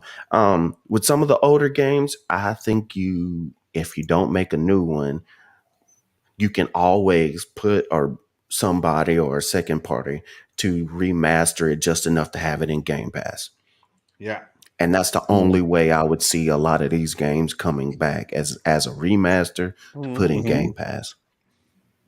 And that'll fill the spot sometimes of these bigger games that you're just trying to put out that might take 4 to 6 years. And then you have some studio doing a remaster that can do it in a year or two. And then you're staggering all that stuff. So that's the only way I see it for the old games. We can't redo all these old games like you're saying. We have a lot of people who started in video games from the beginning who are still playing video games, and they keep saying, "Oh, I want another one. I want another one." Yes, nostalgia is a very addictive drug, but sometimes you gotta chill. The remaster would be to fill up Game Pass, and then younger audience who never got to play the game could enjoy it, but it's in Game Pass instead of trying to put a full out big time budget and then trying to recoup all that money back. Yeah. And remasters have their place. Like Shadow of the Colossus has been remastered 3 or 4 times already. Just giving an example of something that just keeps getting the remaster treatment. So remasters can definitely pad out your studios while the new stuff is coming. So yeah, I agree with that, Nurse. And like I said, this is just my thoughts, everybody. Nobody has to agree with me. I just think, for me, it's more like it doesn't, like Nurse said, it doesn't have to be all of them. It just some of them can be. Like I said, I'm okay with remaster, but I like more remakes. But other than just because I wanted it to do whatever was old in a new hardware, that's just me. Right. But when it comes like that with the banjo and all that, it doesn't need to be a remake. You just make a new one. Simple, simple exactly. as that. That's why they have for Banjo 3. Right. They have that rare replay thing. They do have that, but right. There's certain things. Okay, let's move it along because we could get on this remaster thing forever. Me, what do I want to see? I want to see what the Coalition is up to. I love Gears 5. I think Gears 5 was fantastic from a story perspective, and especially from a Gears lore perspective. Now, I'm not a Gears buff like Newfiz, so I didn't know the lore, and I think Gears 5 did a really good job of, with the collectibles you got to pick up of introducing the lore. So I really enjoyed Gears 5 from an informative and story position, and I thought it looked fantastic. And the gunplay, it's the best cover shooter there is. I know that they're rumored to be working on something that's not Gears related, but I still kind of want them to see. I want to see Gears 6. Compulsion Games, what the hell have they been up to, man? They released that We Happy Few, and then they disappeared, and they've been gone for a couple of weeks or years. Sorry, not weeks, a couple of years. I want to know what they're up to. In Exile Entertainment, they released a game 2 years ago now. I have no idea what they're working on, but people say that if you follow some of the developers, they're very excited about what they have. Wasteland 3, you mean? Yep. I kind of want to see what they have because they're hyping me up via Twitter. Let's see. Ninja Theory. Well, one of my favorite developers right now. Hellblade 2. Senua's Saga. I gotta have it. Take your time, but I gotta have it. Obsidian, they're working on Avowed, and until I see more, I'm not really hyped for Avowed. Just I don't know why everybody got all hyped over somebody holding a spell and a sword. I don't know. You know, I can hold a drink and a hot dog as well. You know, I'm just saying. I don't know why people got hyped over that trailer. I just need to see more. Pedigree's there though. Pedigree is there. But I do want to see more of the Outer Worlds 2. I did enjoy the Outer Worlds a lot. Let's see who else we got here. Playground Games. Yeah, they're doing Forza Horizon and Fable. I'm with Terry. I'm a huge Fable guy. I played all three way longer than I should have. You can probably finish those games in 10 hours. 2 is the GOAT. Huh? I said 2 is the GOAT. Yeah, 2 was the GOAT. And instead of playing it for 10 hours, I ran around for like 40, just doing random stuff, picking up random STDs, whatever. So buying houses. Like I would make it a point to own every property in all the Fables. And I played it until I did. So let's see. I didn't go that far. Jeez. It's something you could do in the game, man. I had to. Yes, it is. I did it in everyone. I did it too. I bought everything. I did not. Yeah. Gotta collect them all like Pokemon, man. I usually had everything purchased before I finished the main story. Yes. And then when Fable 2 or 3 was it that you could do multiple endings, then I did it all over again. So yeah. I need me some Fable. Where are we at? Where was I? Oh, Rare. Yeah, what is Rare coming out with? Everwild is supposed to be coming out, and I know it rebooted, but geez, show me something. And I love Sea of Thieves. They can show me Sea of Thieves content any day. If there's a Sea of Thieves trailer there, I'm happy because I think there's always a Sea of Thieves trailer. Dude, yeah. If you haven't played A Pirate's Life on Sea of Thieves, man, you're missing out. Those Tall Tales is where it's at for me. I know that there's an open progressive world with, seasons, and this season the point is this season the point is that. That's cool and all, but I like doing the stories. Yeah. I heard Amber Heard is going to be in the next DLC. She shits on the deck. Oh, Lord. Instead of volcanoes, you're going to have ass-canos. You're going to have to clean the poop deck. That's what you're going to do. Oh, my God. What was my train of thought here? Turn 10, I feel like Turn 10 could really save Xbox first party for this year. They usually always do short advertising cycles for Forza. So maybe we'll get Forza Motorsport 8. If we do, great. I'm happy. If we don't, I'm still happy. Take your time with all these games. Make them all great. Undead Labs, I do love me. State of Decay, I love that zombie game because it feels like The Walking Dead, where you got to manage a community, not just yourself. And everybody's different, and they all get stressed, and some of them even kill each other. It's really fun. So I really hope that, Undead Labs releases State of Decay 3 soon, or at least shows us something. I just want to see something. I don't think it'll be soon. I think they got a ways to go with the turmoil they've been having. That's just me.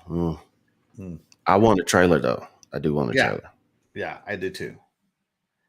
And if you're running a company without turmoil, well, I don't know. That company doesn't exist. Because every company I've ever worked at has a lot of internal politics. Let's see. Cerebral Paul and Xbox Game Publishing Studios. Who knows what they'll bring? Will they get Gotham Knights? I hope so.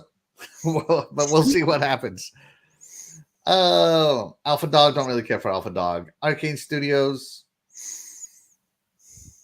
Has Arcane Studios released anything lately other than Prey? Not Didn't that I they? can think of. Not that I can remember, yeah. Wasn't that Deathloop? Oh, you're right. Yes, Deathloop, yes. Good one. Deathloop is coming. That's right. Yeah. That's right. Art Direction of the Year, guys. Remember who called it? It's coming over to Game Pass. Horrible. You can finally experience that sepia Horrible. filter that you made fun of me for. Horrible. I still stand by it. That should have On a side note. There's no way it should have won. We all know there was some money slid under the table for that axle. Oh my god. That's You right. guys are just That's sore right, losers, Terry. and I got it right.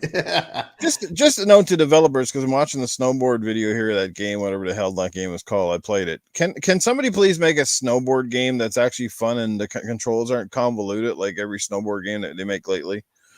Like, It's bring back called something like, SSX Tricky. yeah, exactly. I want a snowboard game that's just like fun to play, not these ones where you got to balance everything and like I hate these games now. They're just so stupid. But you know who made that game, so Yeah. if they bring that back, it'll be so many microtransactions and all that good stuff. So fun. Let's see. Bethesda Game Studios. Obviously, they Skyrim. have Starfield, and we're gonna see that. More Skyrim. Id Software. That's right. Id Software bringing back Doom 3. Can't wait for that one. Machine Games bringing Wolfenstein. Roundhouse Studios, don't know what they make. Let's see. I don't know what they make. Roundhouse Studios. Anybody know? Karate. No, stop. Karate. Roundhouse. Roundhouse kick. They're gonna make the Chuck Norris game, Roundhouse to your face. No, I think that's a brand new studio. Yeah, I think ZeniMax Online Studios is gonna be there too, because the Elder Scrolls Online is really big revenue turner for them. So I think it's gonna be there. And as an Elder Scrolls Online player, I do enjoy it. I do enjoy the content, so I think they will be there. As again, they are a live service thing. So I'm just hoping to see what some of these studios that we haven't seen in a long time are working on. My dreams, I hope we get an announcement from World's Edge that they're working on Halo Wars 3. For all the hate Halo Wars gets, remember Halo Wars gave us Atriox and the Banished. And it is a fun game for those of us. As a matter of fact, I was playing Halo Wars 2 yesterday. I played that for about 4 hours. So to this day, I enjoy it. And what I don't want to see, just being honest here, I don't want to see release dates. If your release date says 2023 or some crap like that, don't even put it on there. Because for the last 2 years, maybe every release date that has been announced has been delayed by at least 6 months. I know everybody wants to see release dates, but when I see a release date and it says November 2022 or November 2023, I'm like, okay, that's definitely an April 2024 game or something like that, because I can't remember a single game that launched on time that's launched on Xbox from Xbox Game Studios. Psychonauts was delayed. Halo was delayed.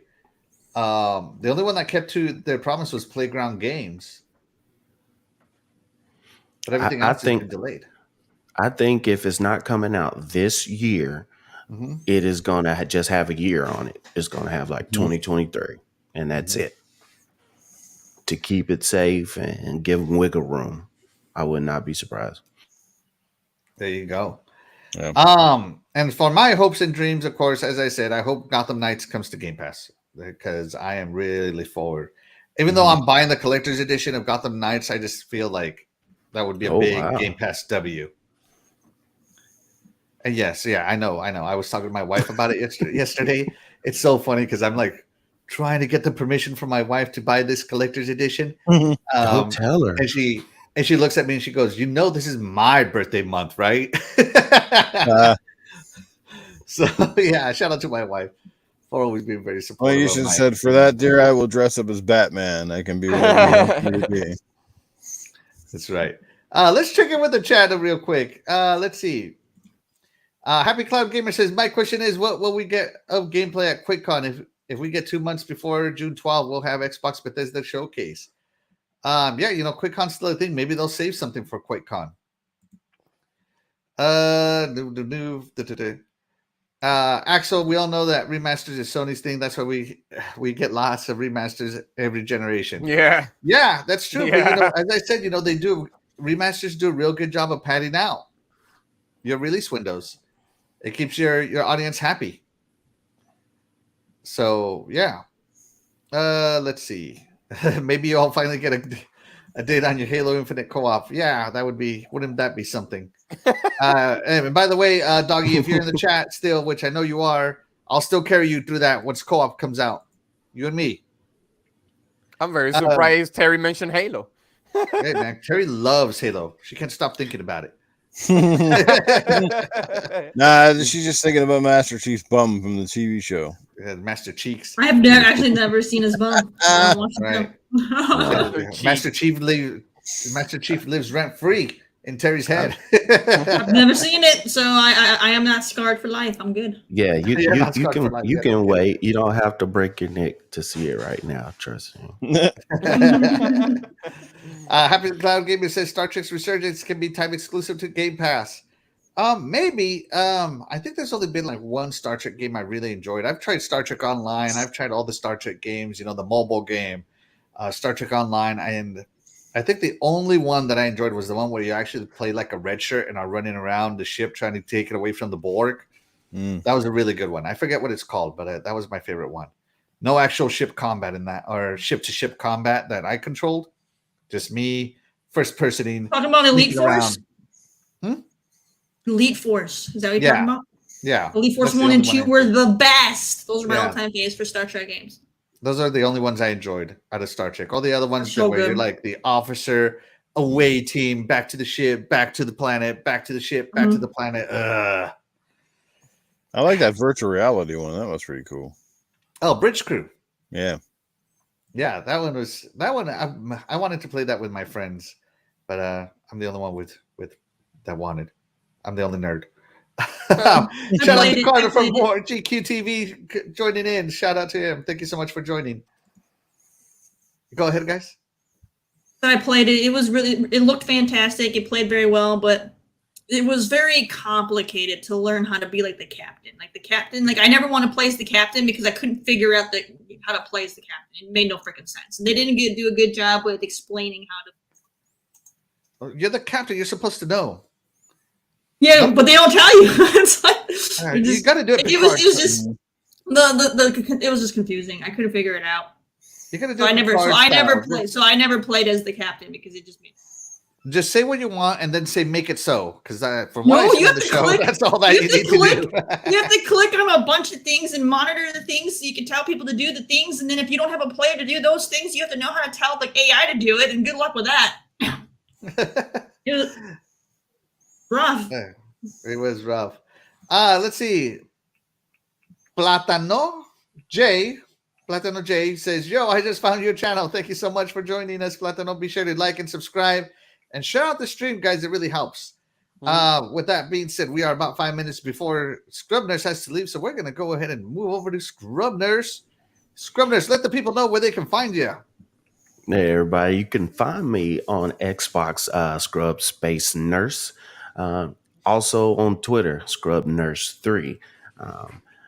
Check out all my crew on Wednesday nights on Gaming Beyond the Box channel, streaming on Wednesday nights. And then just hit me up. I like to play my shooters. So, this week I played some Halo. I went through some of the battle pass on that. Been having a ball. Of course, I'm on the Call of Duties. Did me some pew pew. I tried out Sniper Elite a little bit so far, and I've been enjoying it. So I'm gonna get on it a little bit more, and then I might branch out and do some other things. So there's plenty of games to find and play. So you guys have a good time, and I'll check y'all on the next week. Y'all have a good weekend. Enjoy the rest of your Sunday. See y'all later. See you, Scrub Nurse. Thank you so much. All right. Enjoy your weekend, sir. Good to see you, Noob. Have a good one. Thanks, Scrub. Good to see you too, man. Take care. All right. See y'all. All right. And I kind of have a little surprise topic ready because I kind of want to talk about it. Somebody brought it up in the chat earlier, and that is we're going back to EA. EA buyout and the rumors that Apple might buy out EA. Noof, do you have an iPhone? Because that might be the only way you're going to play Madden from here on out. Or sorry, not Madden. NHL. You're all about NHL. That's the only way you're going to play NHL from here on out. Bro, first of all, I couldn't care less because NHL, I don't even basically play that anymore. I've kind of given up on a lot of sports games now. They've just become too run-of-the-mill for me. They look great, but they're just too evolving and just... I just find, for the price that they charge on sports games, I just feel like I'm just getting taken advantage of these days because they really don't add a whole lot new. But regardless, Apple buying EA, I mean, that is a potential possibility. But I think it would be detrimental to them to pull EA away from a multi-plat ecosystem. I mean, what would be their purpose? What, to have them exclusive to iPhones or to the Apple ecosystem? I just don't know how that would work for them, because they're not notoriously known, essentially, Apple, for making video games. They might be a great company in a lot of aspects and make some fantastic hardware and fantastic implementation, but overall I don't think it'd be a great move.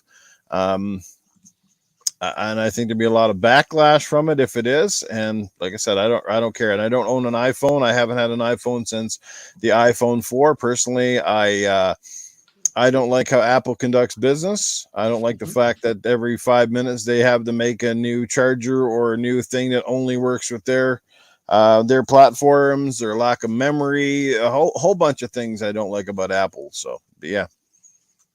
All right. Well, there you go. So you have no problem with Apple buying out EA. No more Mass Effects on consoles. 'Cause, Apple will go exclusive. I have a feeling they would. Well, that would suck. Yeah, Mass ecosystem. Effect, but I'm not buying Apple to play Mass Effect, so somebody will have to kiss my ass. Somebody's gonna have to buy him the Apple for him. That's right. I'll go buy a bag of apples instead. I know they've been desperate for have gaming on their the Apple computers, because those most video games are formatted for PC, not Apple. I mean, there's some on Apple, but it's so like if get them in their computer based some gaming, but still I'm not going to buy an Apple computer. There you go. Well, I like Apple products. I can't afford them, but I like them. And that's always been the Apple thing. They're going to charge a premium price for a premium product, quote unquote. That was Steve Jobs' whole mission statement. So yeah, I can definitely see myself not going to Apple just for the EA. It's just I just can't afford it. Economically, it doesn't make any sense for me. And I'm not trying to impress anybody, at my job or anything, because I really don't care. I'm beyond the age of trying to impress anybody. Thank God I got here. Shaddai, what about you, buddy? EA going to Apple. Is this a W in your book or an L in your book? Or an I don't have any Apple. I never liked iPhone as a whole anyway. So for me, it's like okay. But a lot of people, the only people that are gonna care about are iPhone, customers. But other than that, for me, it's like they're one for another. Apple like to charge their phones like almost to $4,000, and EA is good for their transactions. So they're one for another. They're meant for each other. So that's right. Yeah, that's So right. right And now- Apple has that. What do they call the Apple Arcade or whatever it's called? yeah, the Apple Arcade. Yeah. EA Play and Apple Arcade all coming together. I don't want Apple to buy EA simply because it will take games away from us. Mhm. That's literally it. This full stop right there. I feel that Apple has always wanted to be in the gaming space, but their laptops and their iPads and their iMacs and their Power Macs or whatever, they're never as powerful as they claim to be for Everything gaming. is Max. Yeah. Mac. They're never as powerful as they seem to be. So I feel like the games will take a graphical leap back. But who knows, man? Apple has some really great AI patents. Maybe the AIs on these games will finally be really well. But overall, I think it will be an L for gamers if Apple takes over, because they'll take those games out of the market.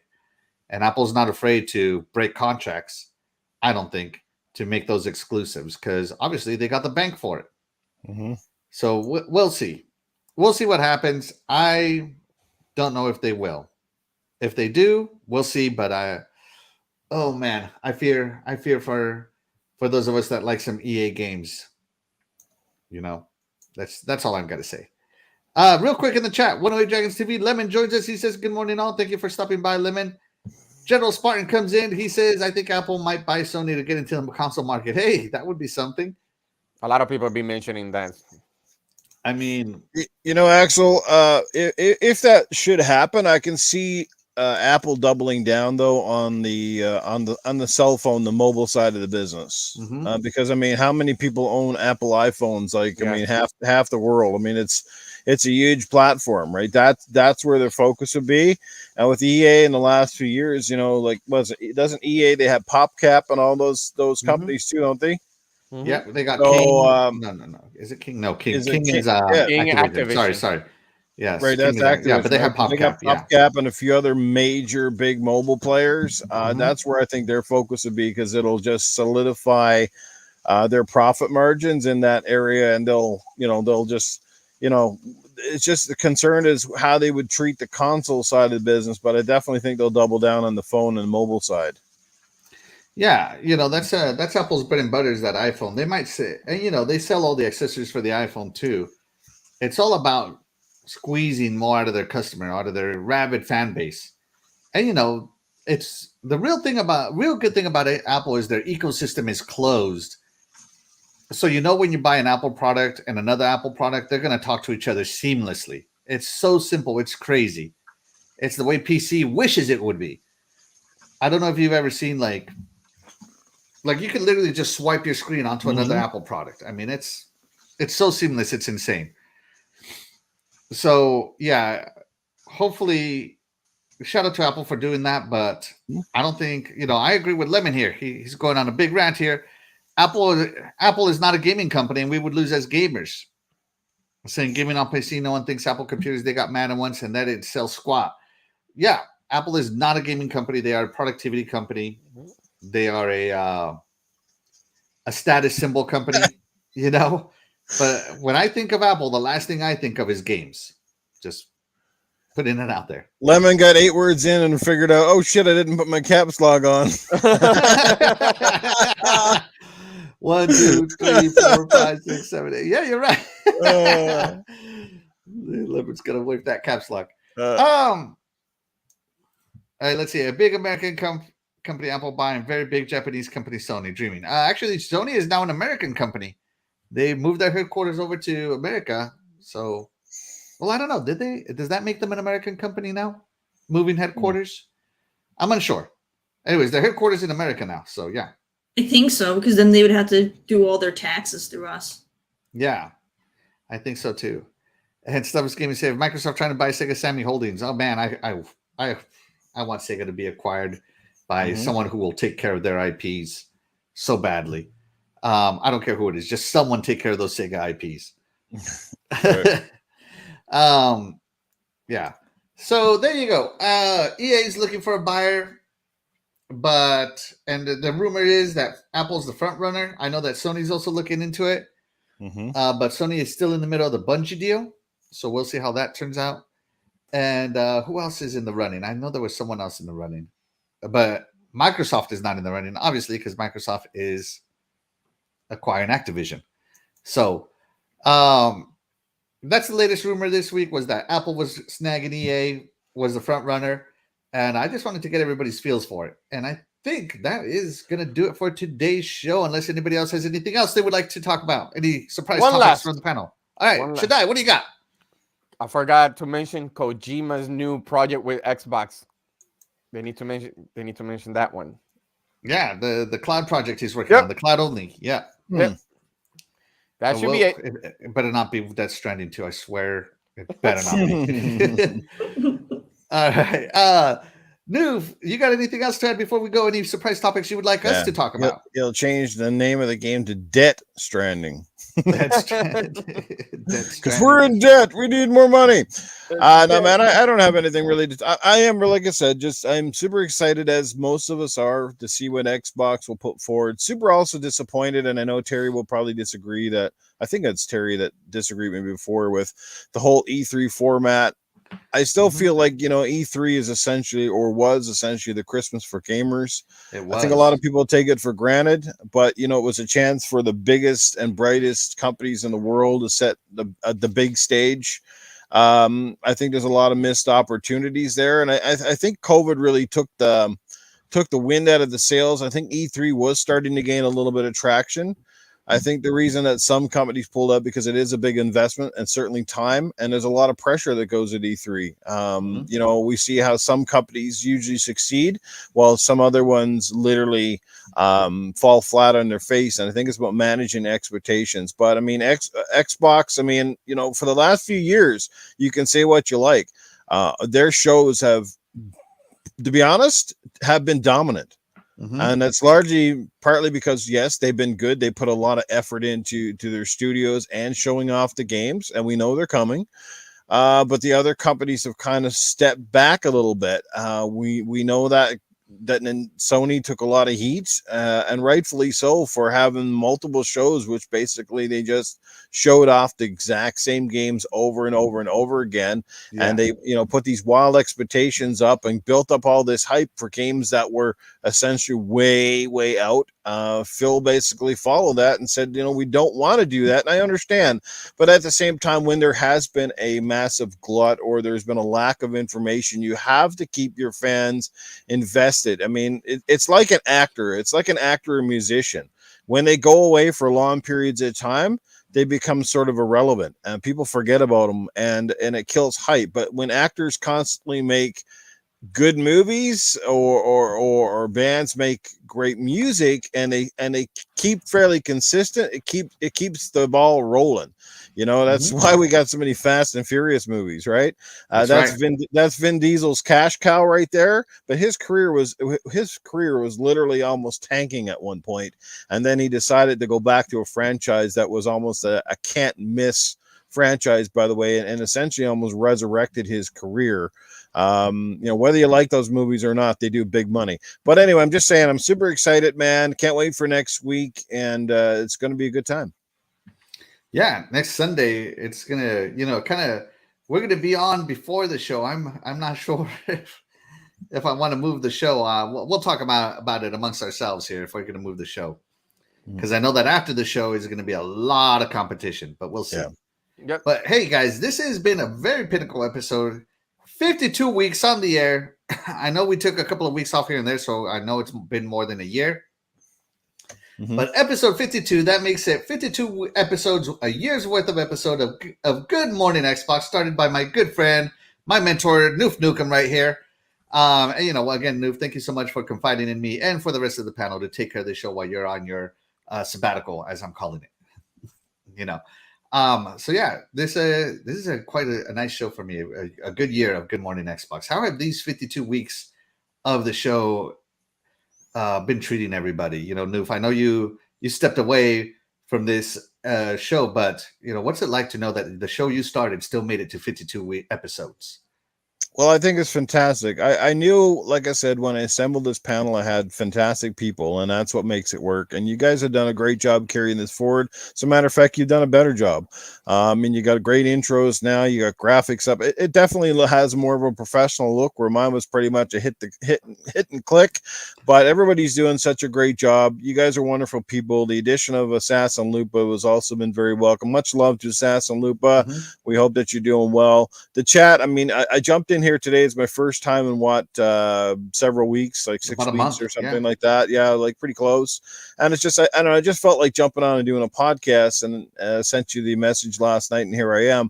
But I mean, you also look in and you see, you know, the stalwarts of the chat, a lot of the same familiar faces, and I feel the love, you know, and stuff like that. And I've had a lot of messages too, and I really appreciate that. I've had people just send me random messages saying, Noof, we hope you're doing well. We miss you. We can't wait for you to come back, but we're here when you do. You know, I have been enjoying my sabbatical, so to speak, but do I miss this? Absolutely. But I'm just not quite ready to jump back in on a full-time basis. I'll certainly let people know when I do.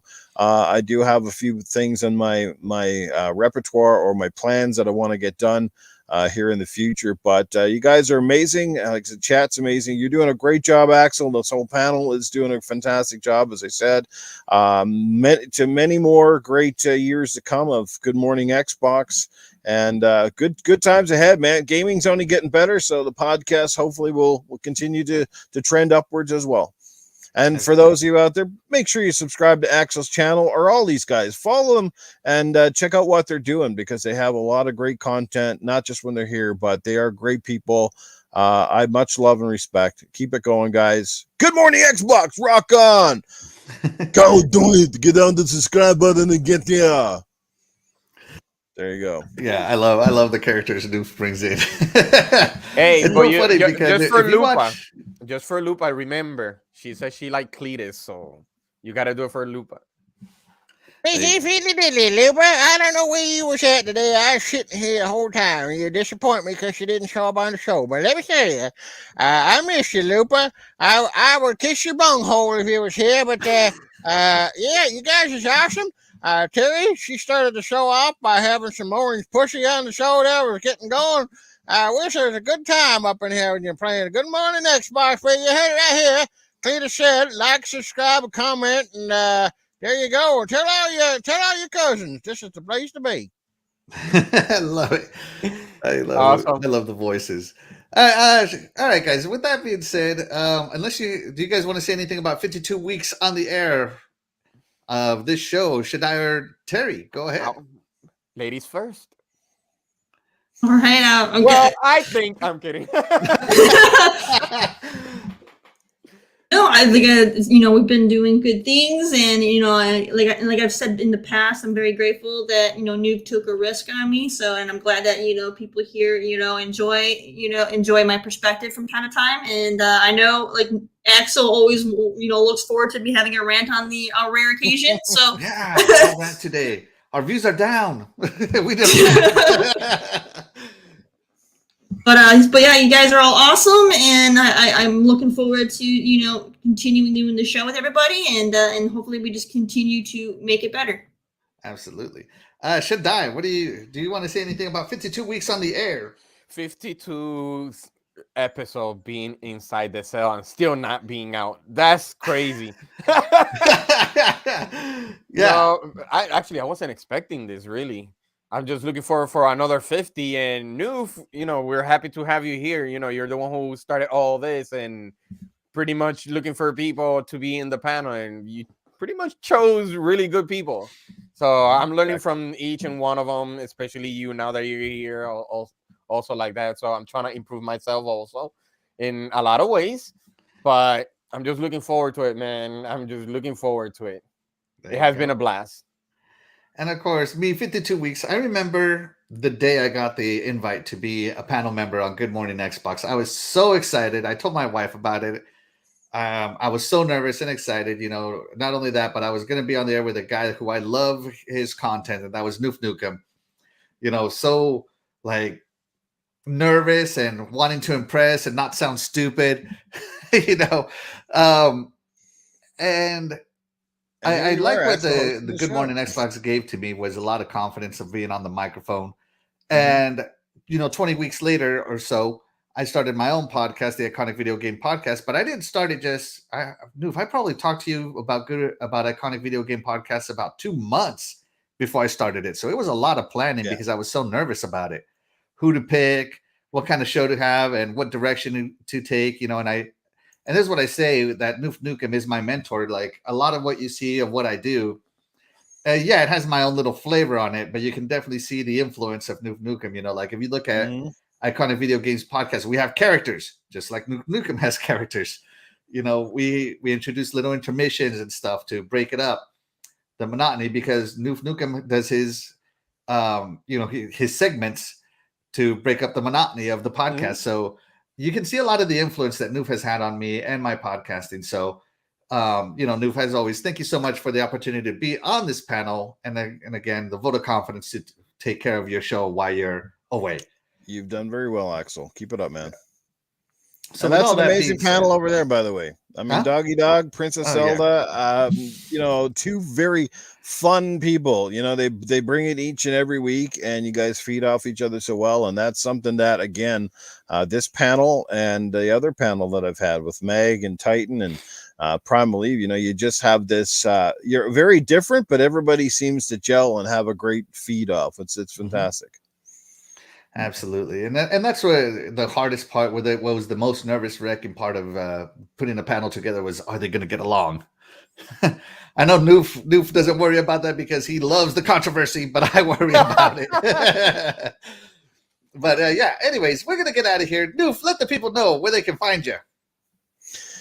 Yes, well, guys, right now it's pretty much just on Twitter. Been keeping a very low profile if you haven't seen. I've tried to even stay away from Twitter, although once in a while I come in and chirp in with something, but I've really tried to avoid it.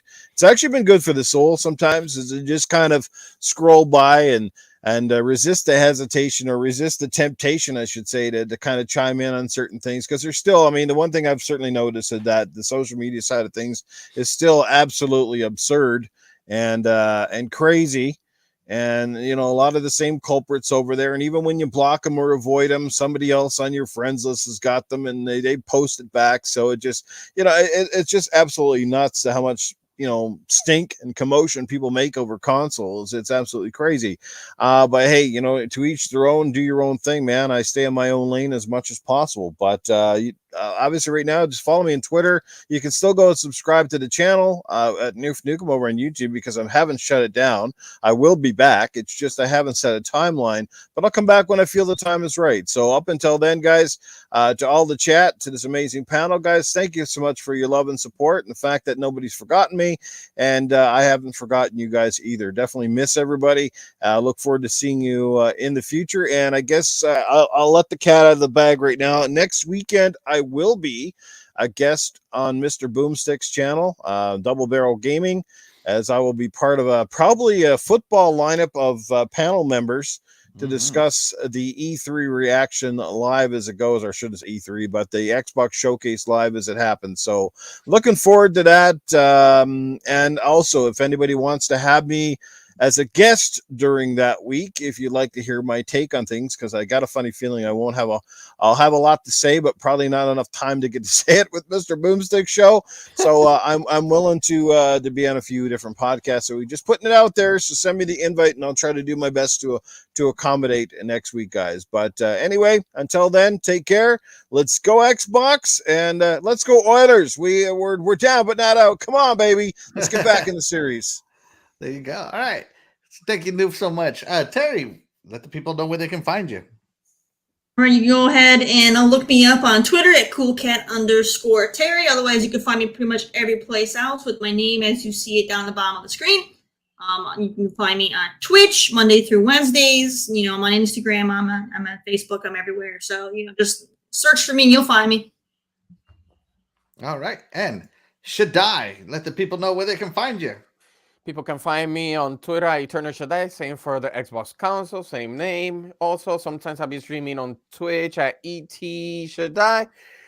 You can find me everywhere, for talking games, could be podcasting, could be anything. Until next week, I'm just looking forward for the Xbox and the Bethesda Showcase. All right. And real quick, I can't believe I missed this. Joe Dunmore is in the chat. And then this guy left, Paul left. Joe Dunmore, thank you so much for being here. Not just Joe Dunmore, but to the rest of the chat. Guys, thank you so much for spending your morning with us. You could have spent your Sunday morning doing anything else, but you chose to spend it with us. And we wanted you guys to know that we appreciate it. And we appreciate each and every one of you. And that's why you guys will always be the MVP of any show that I'm doing. And I'm sure you're the MVP of any show that anybody else is doing. As always, I'm Axel1324. You can find me on Twitter and on Xbox Axel1324, just like you see it. Obviously, you found my channel here, Axel1324 Gaming. Be sure to like, subscribe, and share. And with that being said, everybody, we are going to get out of here. Have a wonderful Sunday, everybody. And we will catch you guys next week.